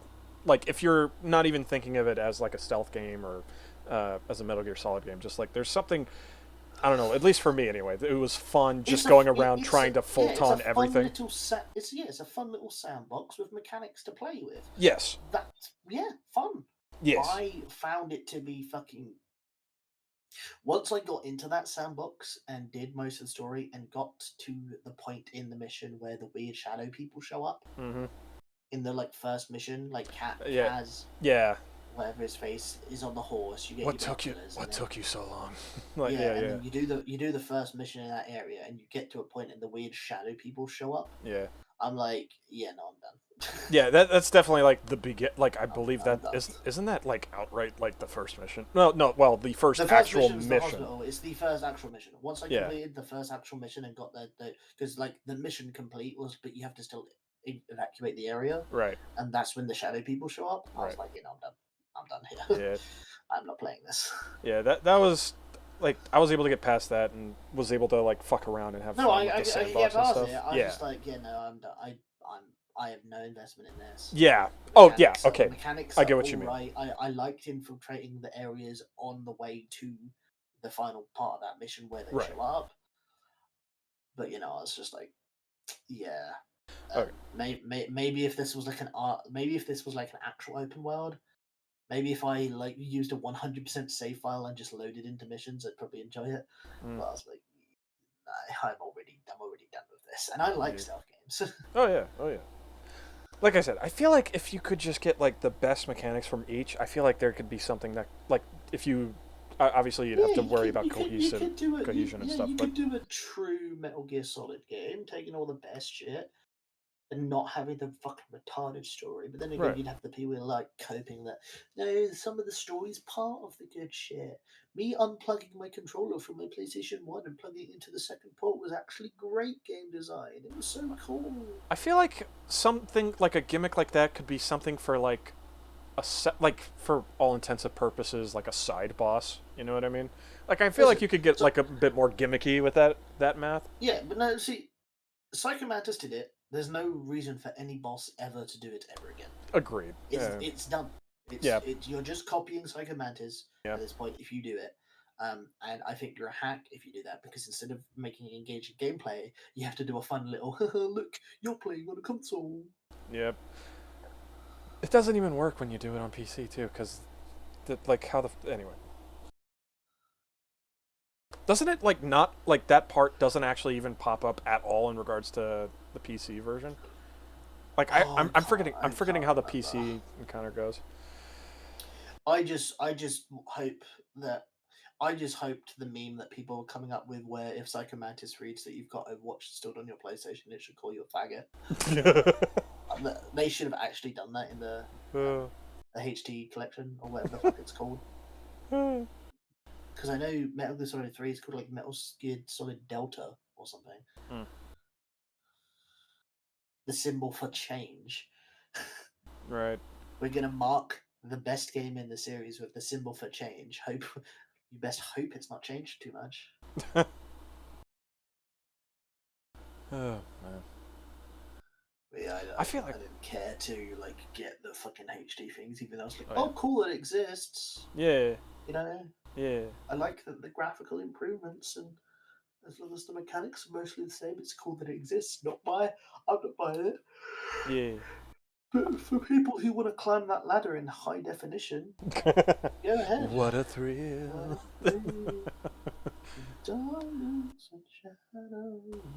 I feel like that could be an interesting little thing where we workshop a potential, like... That's the thing. You know what I mean? In Metal Gear Solid 3, if these games are meant to be VR simulations for practice for the future events... Oh wait, no, he had a code for that. Because Metal Gear Solid 3 was released after the event, the reason the woman sings the song is actually to make Naked Snake, aka Big Boss, look cooler. So that's why the singing is in there. Right. As for who did that, it looked like he wanted to say it was Ocelot, but he could have just been memeing, and Ocelot running away was him running away from actually putting that in the video. He could still say it was Kojima in the next video, but I don't care to actually look. If it was Kojima, anyone listening and goes and watch that video, fuck you, I was right. If it wasn't, I don't care. That would have been a better point to make. If you're going to be retarded, fully commit. Yeah, agreed. Like that's kind of the reason why people quote unquote like Devil May Cry's story. You know what I mean? Because it's just like, this is absurd, and we're throwing whatever the fuck happens. It's fine. Like, people like to use the never go full retard. Yeah. From Tropic Thunder, but they forget that in the movie, going full retard is what saves their lives. Oh yeah. Because Dragonfucker is like, they like the retard character from the movie. Mm-hmm. So like, yeah, you do go full retard. It's like, yeah, he shouldn't have gone full retard because like it fucked with his career. Yeah, simple like, Jack saved him. It did save the fucking day, so you do go full retard. There is a time and place to go full retard. Also, the Australian dude who got a surgery to make himself black is not the person you trust for advice. That's that was Robert Downey Jr. Yeah. Oh no. Yeah, he was. Robert Downey Jr. didn't get surgery. He played that character. Oh yeah. The character in universe got surgery to put melanin in his skin. Oh my god, just oh god, I'm just thinking now of having that character as like a reference in this in that theoretical Metal Gear Solid, like, but it's actually good. Yeah, never go full retard. Oh man. I mean, people make crying games like that. Some games are just considered wacky Japanese games, and they're not really trying to take themselves too seriously. Unlike Metal Gear, from what it sounds like. What's CO in military terms? Commander, commanding officer is the, if I remember, is CO. Yeah. Well, in that case, you have CO Jima. Telling you never go full retard. Oh my god, I just thought of it. An Asian man, but he has all of his skin surgically replaced to make himself look black. So he still has like the slanted eyes and shit. You get an Okinawan called CO Jima. Never go full retard. Oh god. Oh man. Alright. Well, that's good. That was a good time. Yeah, like, outside of the brain damage, it was a good time. If we're gonna rate it, what was worse, the Final Fantasy 16 video or this video? I actually got pissed off in the Final Fantasy video. Well, the Forspoken. Yeah. Fantasy video was way worse than this. This is much improved. I agree. This one's just a Kojima fan coping that the bad games are actually totally good. Yeah. Whereas the other one is like, you can't. If you disagree with me, you're just a neo-Nazi, and I will black you. This one offends me less. It calls me out less. It calls out the viewer less, as you said. I think personally, I hate this one more. Oh yeah, because the MGS dick stroking. Wrong. Yes. and the MGS dick stroking. I don't care if a person thinks I'm racist or is going to call me racist and like is wrong about shit like that. The only things in FF16, the FF16 video I was caring about were like the things. The amount of contradictions. Like definite, like yeah, like the amount of contradictions, which is just so fucking infuriating. Yeah, because I did recently go through that video the other day. Oh, really? That Naga episode. Very nice. I was mainly watching because the person was brought up in another server. So I was like, oh, okay, I'll watch through this again. I can't remember if I watched all the way through, because obviously it's a long video. Oh yeah, absolutely. I watched through the like 1 hour and a half of Wallace and Gromit, and then I watched a large section of the Final Fantasy 16 part. I just don't know if I've finished the video. Yeah, I get it. I just love listening to my own voice every time I. I'm just so right. Sure you do. I don't actually, because I hate I how know. nasally I sound. Oh yeah. Even though I'm not nasally. I don't like. Yeah. I think your own voice is unpleasant, sort of a universally unpleasant thing. Everyone doesn't like doing it. Yeah, because the voice you're used to is the voice that like echoes and vibrates your bones in the weird way that only your ears can hear. Whereas the voice everyone else hears and the microphones hears don't have that internal resonance. Right. So yeah. Makes sense. My only complaint though is how nasally I think I sound. No. I don't think you sound too nasally, but yeah, but I don't get it. I don't sound nasally in my head, and that's the problem. Any element of nasalness is like exacerbated because in my head I haven't known at all. Yeah, I get you. Thinking back on that one, I think I had a. I don't sound like this, obviously, but this how I sound now. To you is how I sound to myself when I take the nose off. Yeah. Right. Yeah, gotcha. I've had the same experience when you hear yourself played back and you're like, oh, do I really sound like that? Jeez.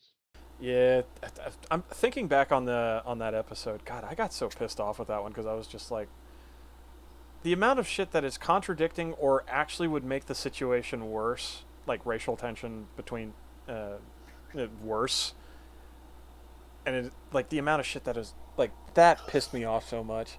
I couldn't even speak.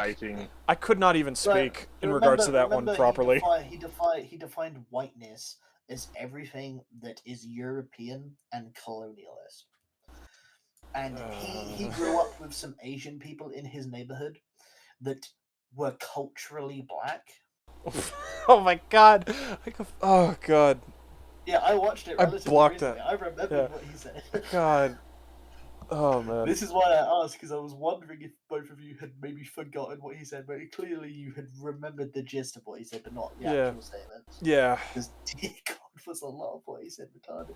Oh man. Didn't you say whiteness is imperialism or something? Yeah. He just said that. He said, I define whiteness as this European imperialist culture. So then not a race. So I don't think any race is. I don't think whiteness or blackness is a race. It's a culture, and so I know these people, these Asian people who grew up in black neighborhoods who are culturally black.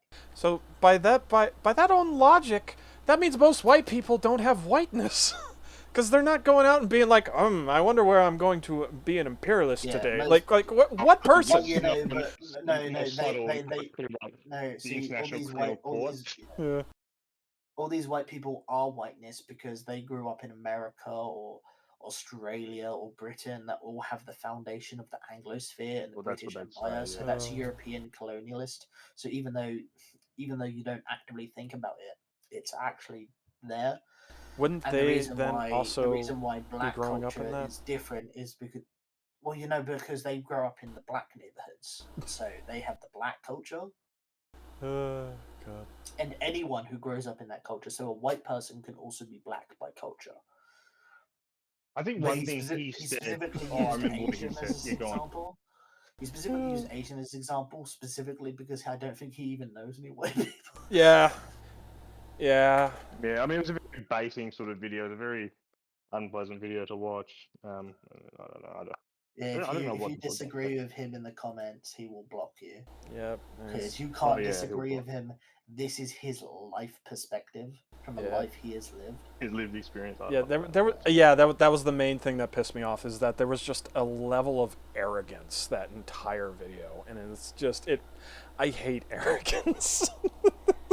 As the time for that sort of baking stuff sort of passed, do people really like take that seriously? That really sort of extreme, like into I don't know if people take that so seriously anymore. People on both sides do. They definitely do. You do get those people that take the bait. It's not as prevalent as it was, but That's what I mean. You still have more prevalent people that still take the bait. I feel like 6 years ago, the numbers have gone. Yeah, well, I feel like 10 years ago, you would have been terrified to argue. People would have been terrified to argue against that sort of thing. Whereas like now, you got like podcast, like EFAP, even with like make fun of these kind of positions. Because 2014 to 2016, you've got your Gamergates, you've got your fucking Trump shit. Yeah. So obviously, Trump stuff is obviously the start of the pushback to that type of thing. Because even though Gamergate was a major pushback, and people love to forget it and say, "Oh, the Nexus event of reality was when that gorilla got shot." It's like, okay. I think that's more of a joke kind of thing, where it's just like, I get, but a lot of people take that seriously for some reason. Oh god! Like they say that like a lot of people do it as a joke, and then but that's really true though. If you think about it, it's like, no, shut the fuck up, you fucking retard. Yeah. I think they're. I prefer when they meme when 2012 happened, the universe did actually end. That the world ended in 2012. I'm fine with people holding that position because that's the Mayan calendar thing. Yeah. That's an older meme, and that checks out. Not a monkey got shot, and it became an international meme. Right. So that's like the Nexus event of reality. Yeah. I guess you could also technically make the argument, if you wanted to be that asshole, where it's like, yeah, it did end in 2012. It's just we're at the beginning of the end. Yeah, we're in hell. Yeah. The world has ended, and the rapture happened, and nobody left. They're the ones who didn't make it. No, the rapture happened, and no one made it because no one's been a good Christian. Everyone. What was the South Park joke, or was it? The right answer was Mormonism, wasn't it? And they're reading out. The correct answer was Mormon. We got an Australian making a South Park reference. Didn't realize we were EFAP again. Yeah, should we close this out? Or have you stopped recording? Can we swap? Yeah. Get out. Just before we end this out, you know that Fringled, Mr. Fringy from EFAP, is a black man, yes? Yeah. You are not a black man, yes? Yeah, depending on who you ask. Can you... You completely diffused the joke on the back. I'll say no, but go on. Yeah. Do you think you should give up your position on this podcast to a black Australian man? Right, Fringy wanted to come on this podcast. No, not Fringy. Not all black people are the same. Do you know any black Australians? Yeah. Would you be willing to give up your position for them? Because we need some diversity. We need some diversity in the podcast. It's a current sausage fest right now.